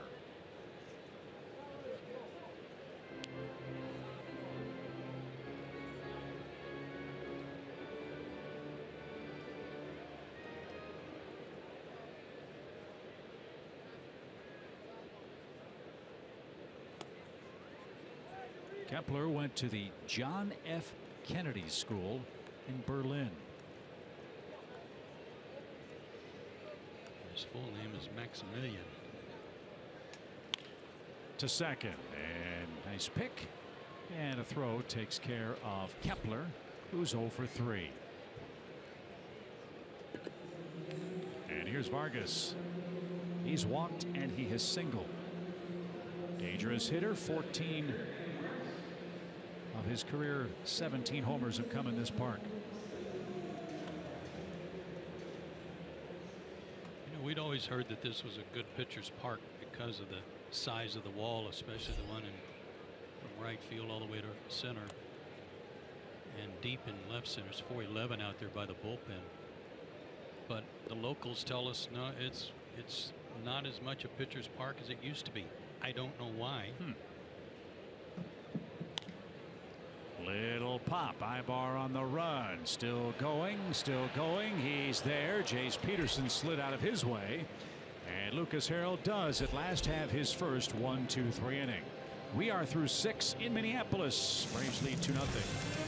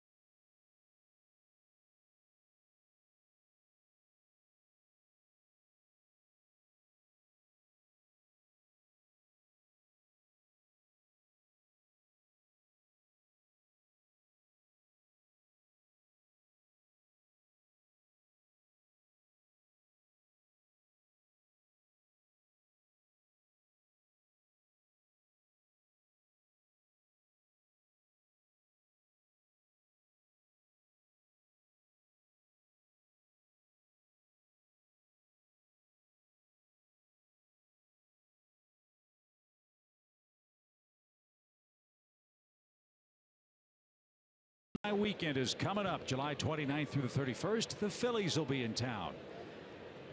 All your Braves favorites will be with us at Turner Field. A great chance to get an autograph, take a picture, and say hello. For more information, go to Braves.com/alumni weekend for more information. Saw catcher Greg Olson yesterday. He's going to be there and can't wait.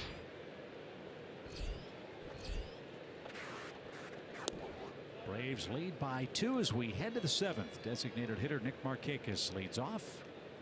Adonis Garcia and Ender Inciarte to follow.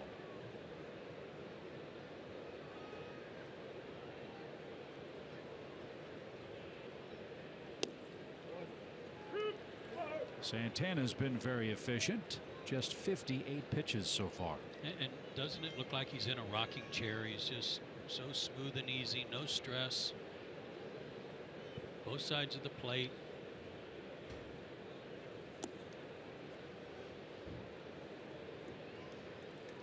Well, with the Twins at 37 and 61, I would imagine that this might be an audition for Irvin Santana too. The way he's been pitching, I would think so. I would think there'd be a lot of scouts that he's grabbed their attention because he's a hot pitcher.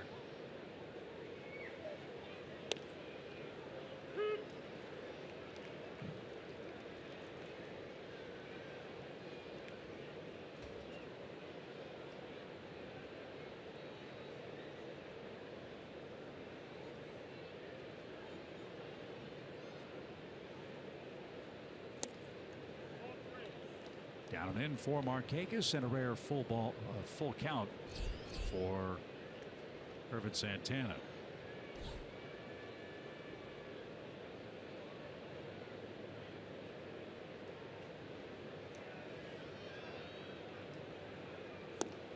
Strike 3. Markakis was ready to throw the bat away and head to first.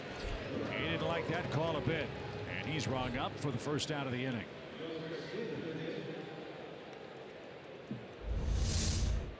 Let's take a look here. Pitch was away. It didn't show up there on Fox tracks and looked like it was very much a borderline pitch. Can't say that it was definitely a ball. So Nick is 0 for 3. Garcia 1 for 2. A second inning homer put the Braves in front.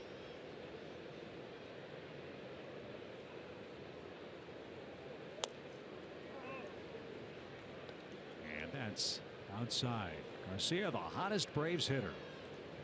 12 hits in his last 31 at bats. 9 extra base hits. 8 RBIs in his last 8 games. And he hits on a mile high into left center field. Buxton is there, and he puts the squeeze on it for the second out.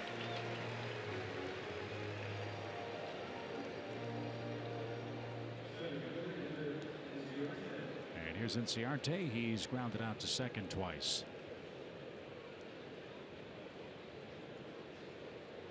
One more point about the weather and how this place might play. I would imagine this is a ballpark where the offense is dependent upon the season. You can imagine how cold and windy it might be here in April, maybe even into early May. But tonight it's hot, it's muggy. And then as September comes along and things start to cool down, might play a little bigger for the pitchers.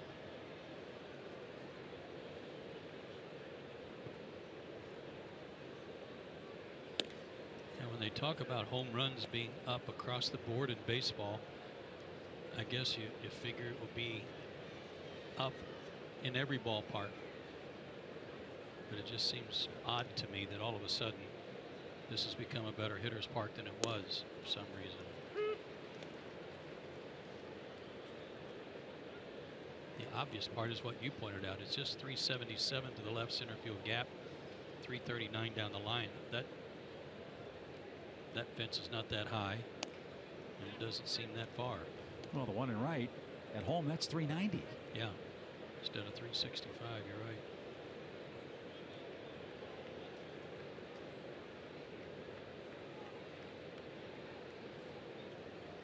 Three-one count, and a bouncing ball is through. Ender Inciarte has a 2-out single the other way, and the inning line continues for Jeff Francoeur. 7 straight for Ender.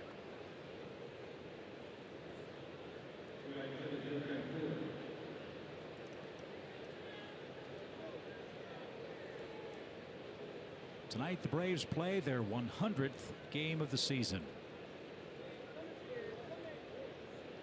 And lead tonight 2-0.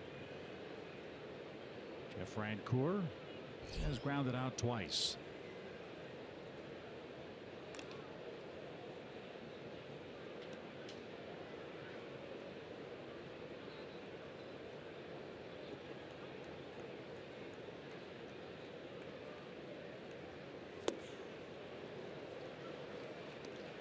Jeff's in a dry spell right now at the plate. He's got 5 hits in his last 35 at bats. Well, that's why I was glad to see him hit the ball sharply up the middle his first time up. He got robbed, but he told us about a stretch that he got into where he was trying to pull too much, and I see that signs of that same swing kind of filtering its way in. He was doing a great job of hitting the ball to right center, and July has not been kind to him. That one too far off the plate for Jeff.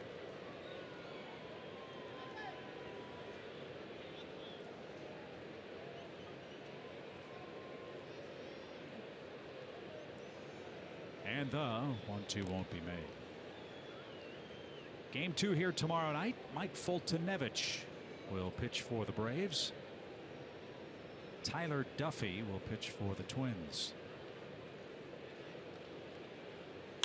And there's a shot to center. Jeff went down and combed that, as my partner would say, into straightaway center.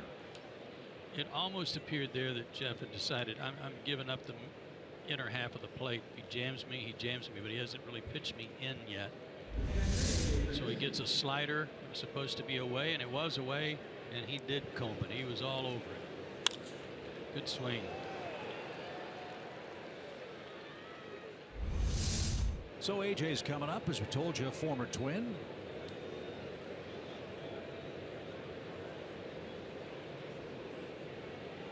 Chance to do some serious damage right here. He's already doubled and scored tonight. AJ broke in 2000 with the Twins. Got to the playoffs with them in 2002 and had a gigantic series against Oakland that year. Ground ball to second, wrong guy. Dozier's got it. In 2002, AJ went 7 for 16 in the Twins series against the Athletics. Wow. 7th inning stretch. Braves stranded pair. Bottom of the order coming up from Minnesota. They trail by 2.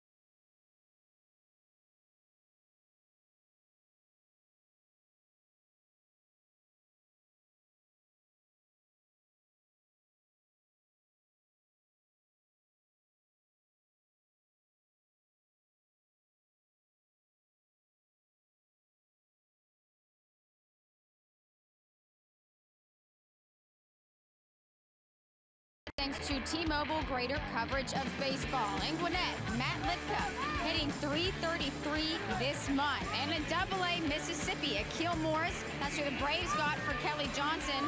He is looking solid. 22 punch-outs and 17 and a third innings with a .312 ERA. And then down in Rome, we've been saying this name all year, Austin Riley, hitting .333 with 3 bombs in the last 10 games. So a lot to be excited about down in our minor league system.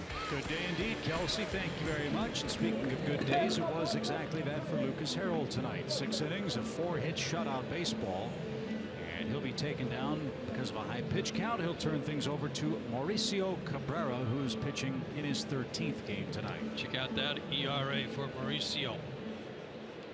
He's been getting more and more responsibility late in the ball game. Still doesn't have a ton of strikeouts, 7 and 12 innings for a guy that's throwing 103 miles an hour, but they will come, trust me. He'll start with Eddie Rosario, who is 0 for 2 with a strikeout. And nice and easy over the outside corner at 100 miles an hour. Go get him.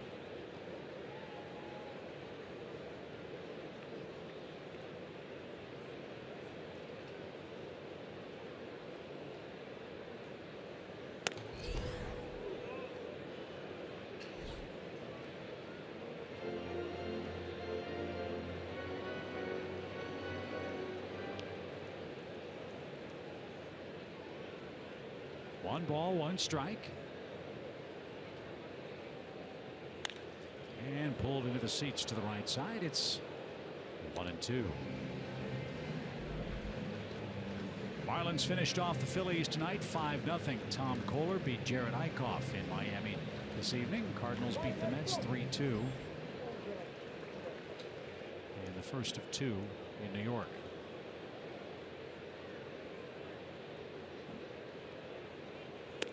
Way outside. Even count.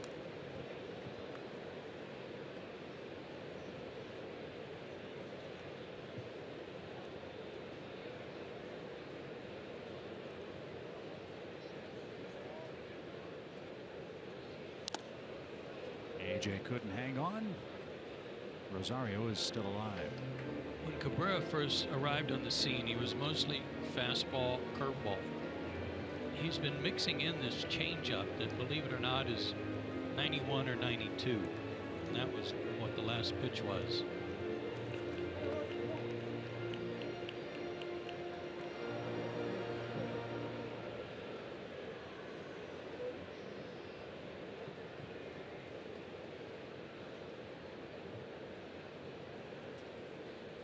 Swing and a miss. First strikeout for Mauricio. Rosario's been punched out twice. Harrell got him back in the 4th inning. Good start to the 7th.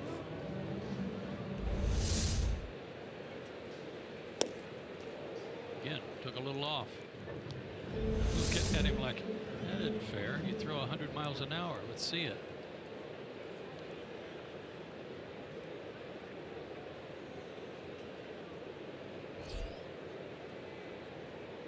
Suzuki is 0 for 2. He's the 8th place hitter for the Twins. And foul that away.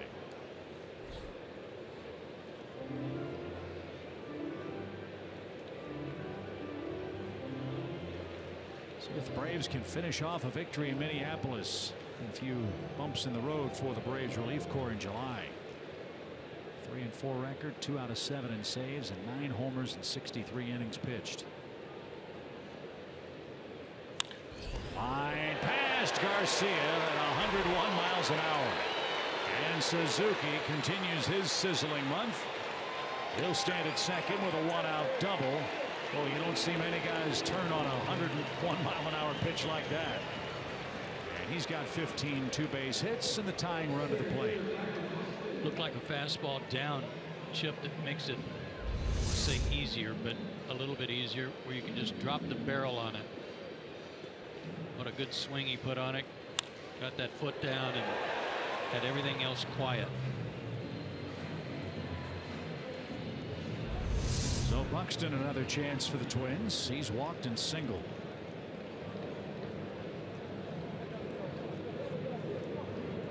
Minnesota's left 6 men on base. 4 of the 6 in scoring position, including Nunez at third base 3 times. And he's on deck. 1 ball, no strikes.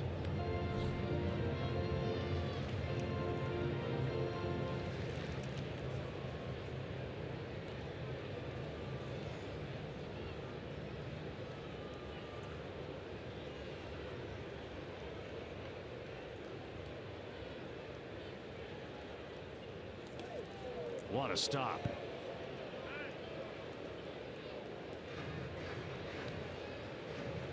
AJ saved base, gave up the body. That ball blocked off the chest protector. That was a real tough spot. A good stop and a good one. 55-foot curveball.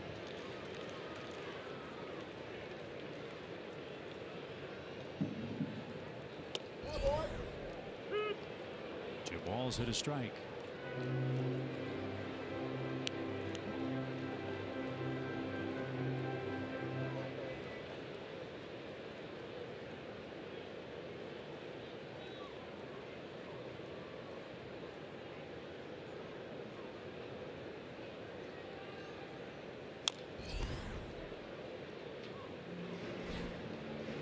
Good spot for that curveball here.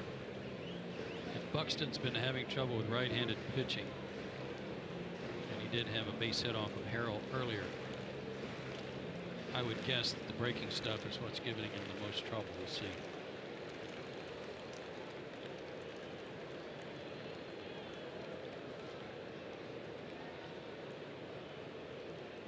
Two and two.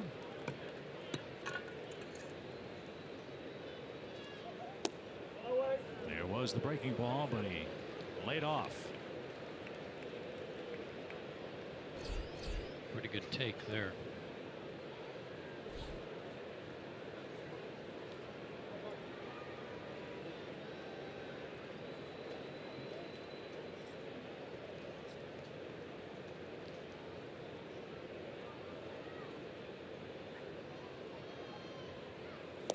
There's a slider, and you're right, Joe. Backed it up. Good call by AJ. Come right back with it. So Buxton with 13 strikeouts in his last 24 plate appearances against a right-hander is the second out. And the Twins have had no luck at all with runners in scoring position tonight.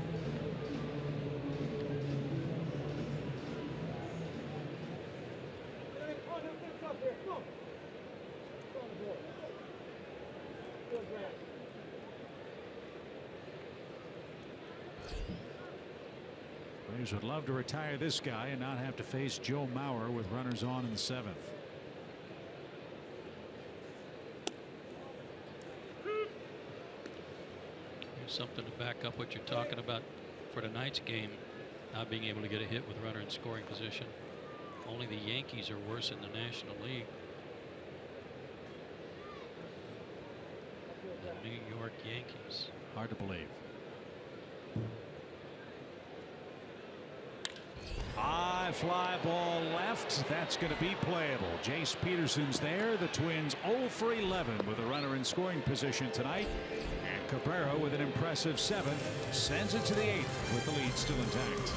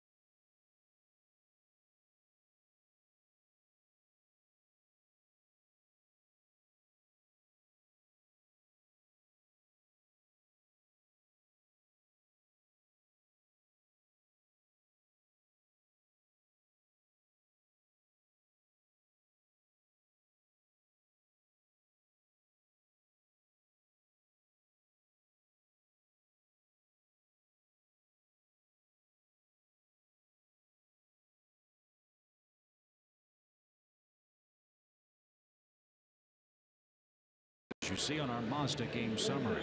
Well, both pitchers have been very good tonight, but Lucas Harrell just a little bit better. He's out of the game, but 6 innings of 4-hit shutout ball.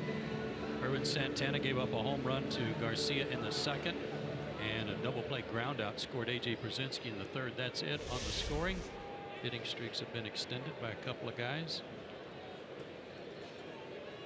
Good inning for Cabrera. Eric Ibar leads off the 8th. He's 1 for 2.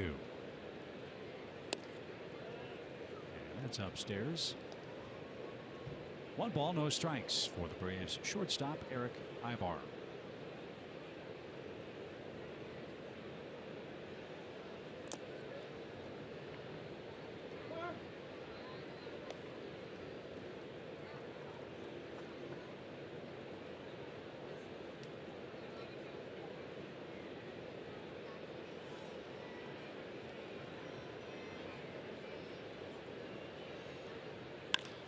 Fly ball left, and Rosario's going to have plenty of room.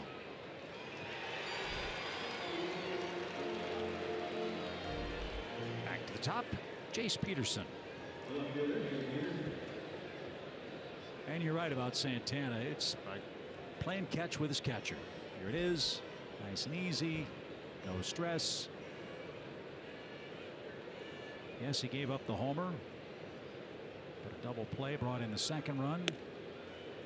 And the Braves have held the Twins 0 for 11 in runners in scoring position situations. When we were talking about getting the attention of other teams and scouts, his is not a contract that you say, okay, we pick him up for 1 year, he becomes a free agent. He's got 2 more years left after this one. That's pretty good money. So teams have to factor that in. And speaking of trades, in case you missed it, Melvin Upton was traded from San Diego to Toronto. Got in the game as a pinch hitter already tonight. As this one's popped towards second, and Dozier flags it down for the second out. Talk about convenience.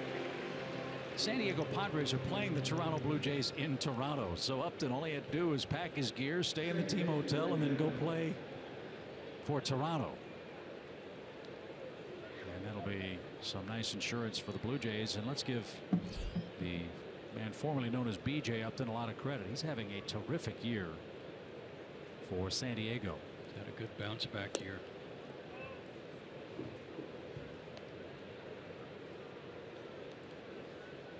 Blue Jays also got Jose Bautista back. He'd been sidelined for a while with turf toe.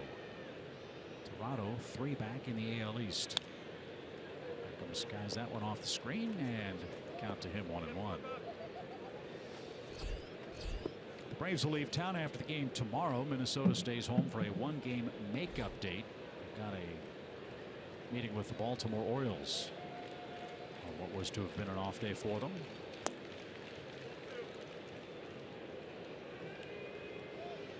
Well, speaking of the Orioles, the Red Sox have made a move. They got Pomerantz. Toronto just got Upton. It's kind of like they're saying to Baltimore, what are you going to do now? Popped up. Mauer, long run. And he and Kepler won't have a play. That is the fascinating thing about the deadline, isn't it? Not just when players go from team A to team B, but how the general managers play the chess game too. I mean, Brian Cashman just traded Aroldis Chapman to the Cubs, right? And they say they may add to their team, believe it or not. The Yankees are 7.5 back. They're over 500, so they may be in the hunt for a wild card spot. And still with a very deep bullpen. And that's over the inside corner. Beckham's frozen. Santana has his 5th strikeout. Mauer, Sano, and Dozier coming up late in Minneapolis with Braves lead 2-0.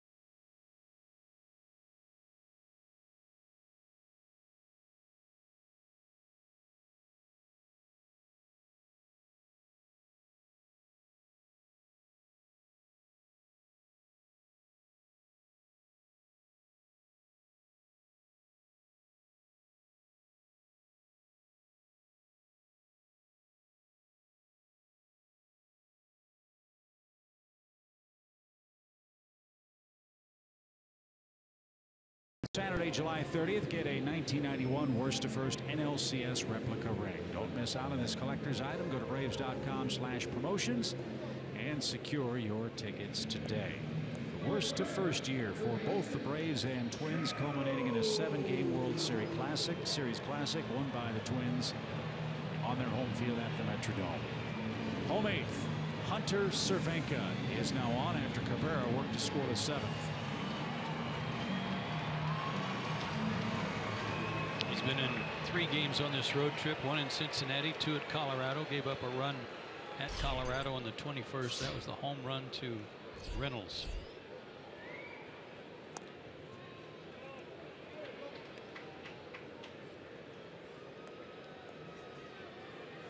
Joe Mauer tonight 0 for 3.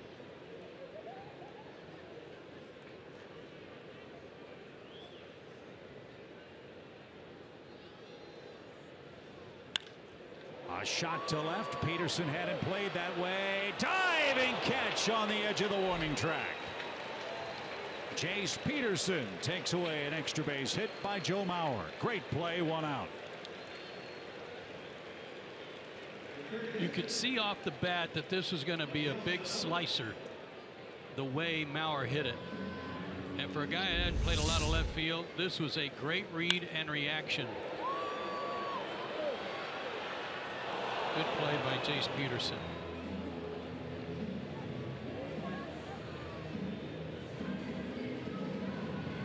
Excellent grab by Jace. Mauer retired by Cervenka. The Braves go deeper into the bullpen, protecting a 2-run lead.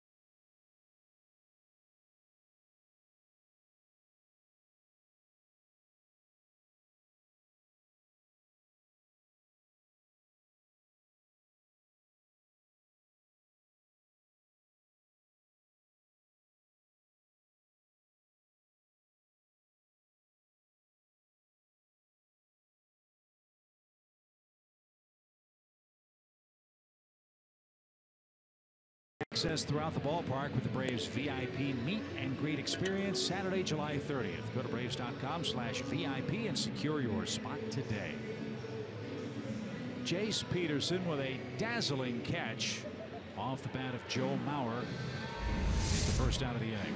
Good athlete, tracking down just like a defensive back would on that overthrow. Read it beautifully. Hung onto the catch even after crashing.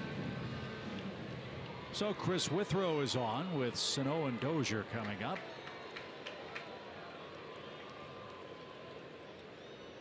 Sano has struck out twice, flied out once, and whacks that one back to the screen for a strike.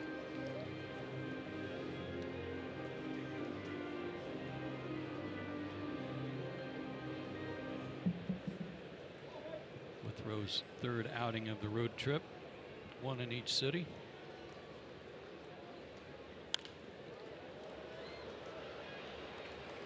Oh, and 2. 16 of his last 17 outings have been scoreless.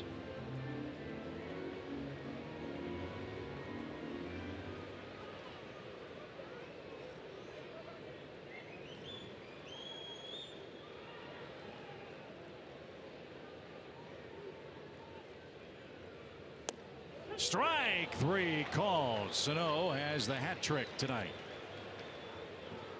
2 outs.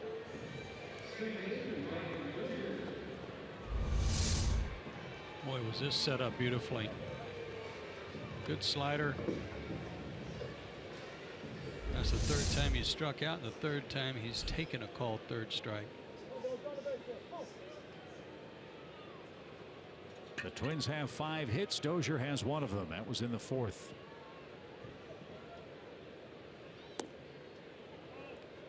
Nice crowd tonight in Minnesota. 26,690.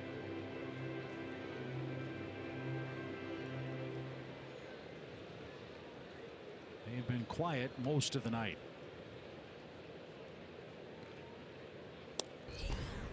That was free and easy at 95.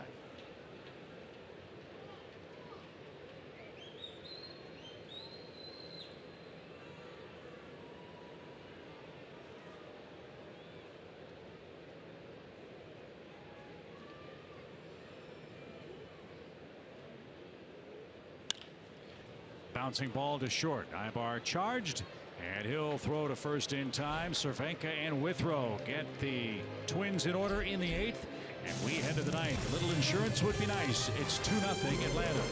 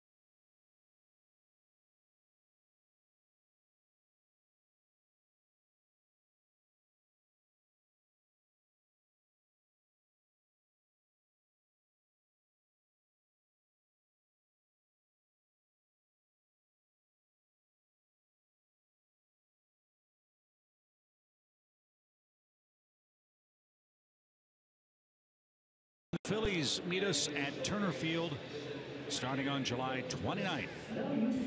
Great opportunities for you to run into all of your favorite Braves from years gone by. Hope you'll join us for what should be a fun weekend. Our first visit to Target Field's been fun so far tonight. First visit in 6 years, that is. Atlanta is shutting out the Twins. And former Brave Irvin Santana, who's going to work again in the 9th inning after throwing just 88 pitches. This is very typical of his season, coming in with a 3-8 record but a 3.93 ERA. We told you that he had a sub-2 ERA over his last several starts in the month of July. 2-hit shutout a couple of starts ago against Oakland. That was a complete game. He's pitched a fine ball game. Yeah, it's not often that a solo home run and a run scoring on a double play could beat you.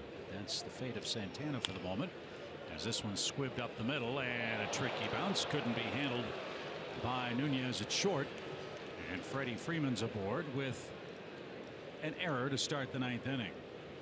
That's 11 on Nunez, and between he and Sano, that's 21 errors on the left side of the infield for the Twins. Yeah, and Sano's only been over there 10 games. Today's, or excuse me, 22 games.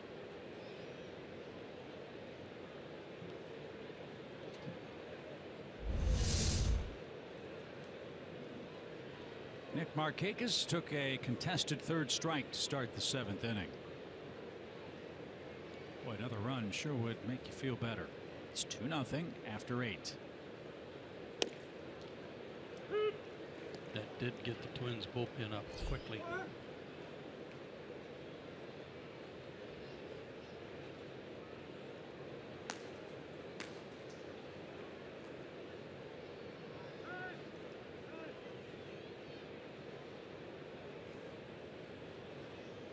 Jim Johnson's up in the Braves pen.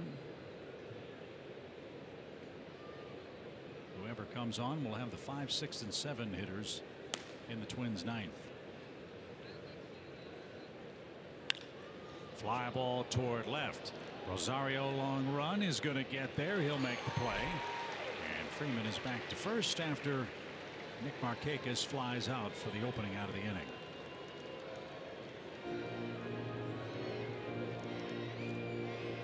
Fourth lowest in all of baseball.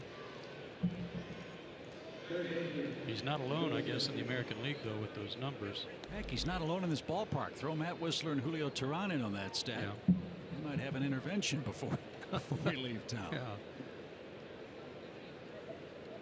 So 1 on 1 out. Adonis Garcia got the scoring started with a long homer to left, and now he singles up the middle. Boy, he is red hot.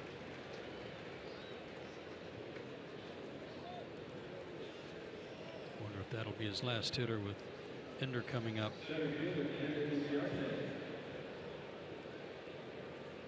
Paul Molitor still on the same step he's been on, though.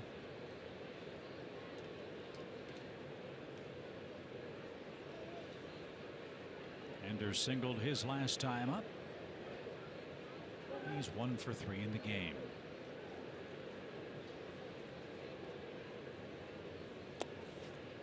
Suzuki a nice stop. 1 ball, no strikes.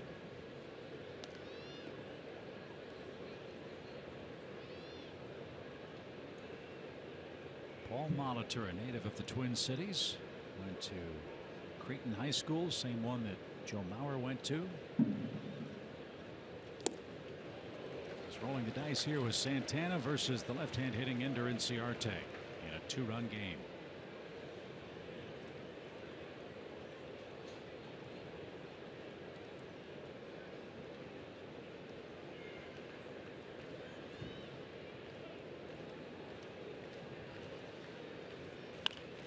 Little number hit toward Dozier. He'll flip to second for 1, and Molitor's trust in Santana is rewarded with an inning-ending double play.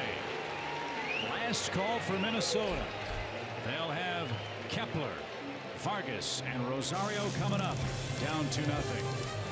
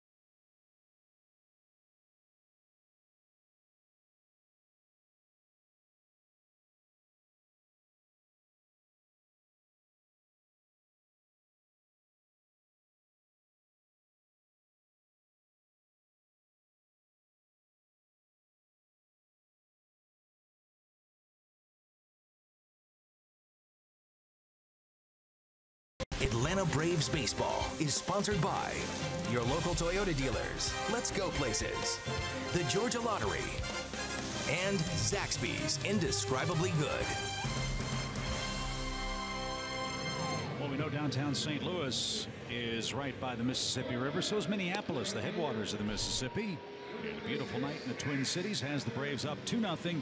Heading to the bottom of the 9th inning. MLB.TV Premium, the #1 live streaming sports service, delivers everything you've come to expect and more. Watch every out-of-market game in HD on over 400 devices. That includes a free subscription to @Bat Premium, the #1 app for live baseball. Blackout and other restrictions apply. Go to MLB.TV for your details. This one in the hands of Jim Johnson. He'll try to close it out. Atlanta up by 2. Kepler leads off. He's due a good outing too. He's given up runs in 3 of his last 4 outings, dating back to a loss to the Rockies at home on the 16th of July.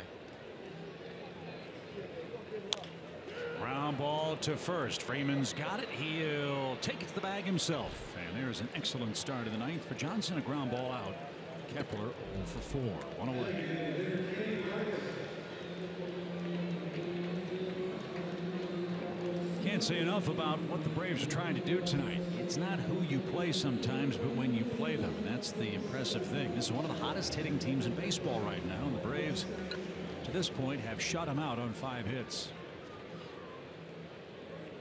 They've only been shut out 4 times this year.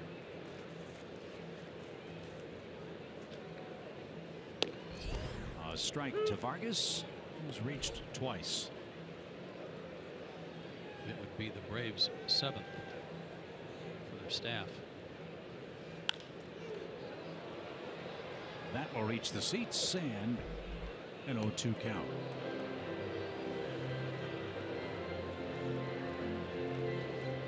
Fultonevich and Duffy here tomorrow night. First pitch 7:10. And that'll wrap up the road trip.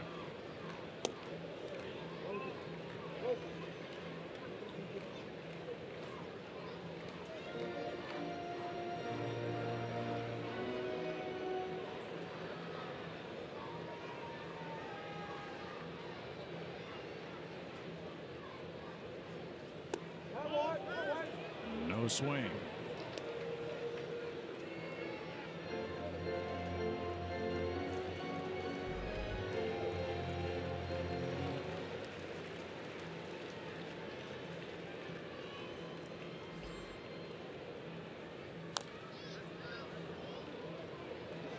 We started tonight talking about the hope that Lucas Harrell would pitch tonight like he did his first 2 times in Braves uniform. He did. He threw a lot of pitches, 105 of them over 6 innings, but allowed 4 hits and no runs. Cabrera, Cervenka, Withrow, and now Jim Johnson have followed him in relief. And a fly ball center, pretty well hit, but it's playable for Ender. He's got it, and the Braves are an out away. 2 down. Not a bad breaking ball. Hit it to the deepest part of the park. 1 more to get. Snapped his 5-game losing streak.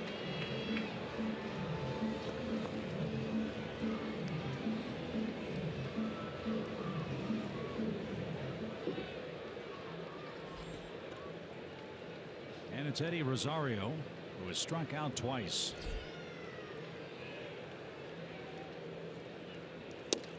And nearly got hit.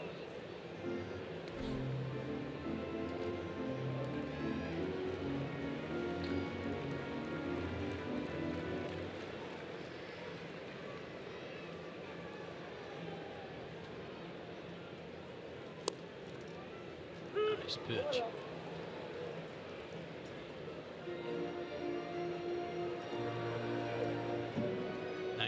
In on his shoe tops and then change up the other way.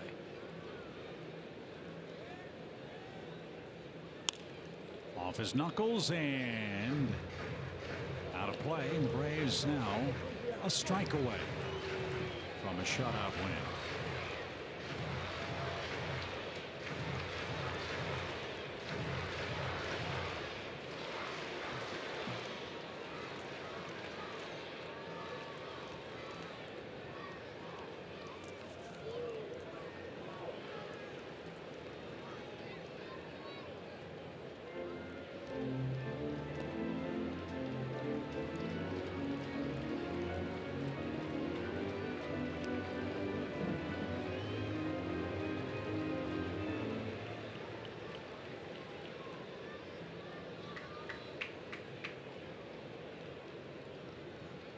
Johnson ready. Here comes the 2-2.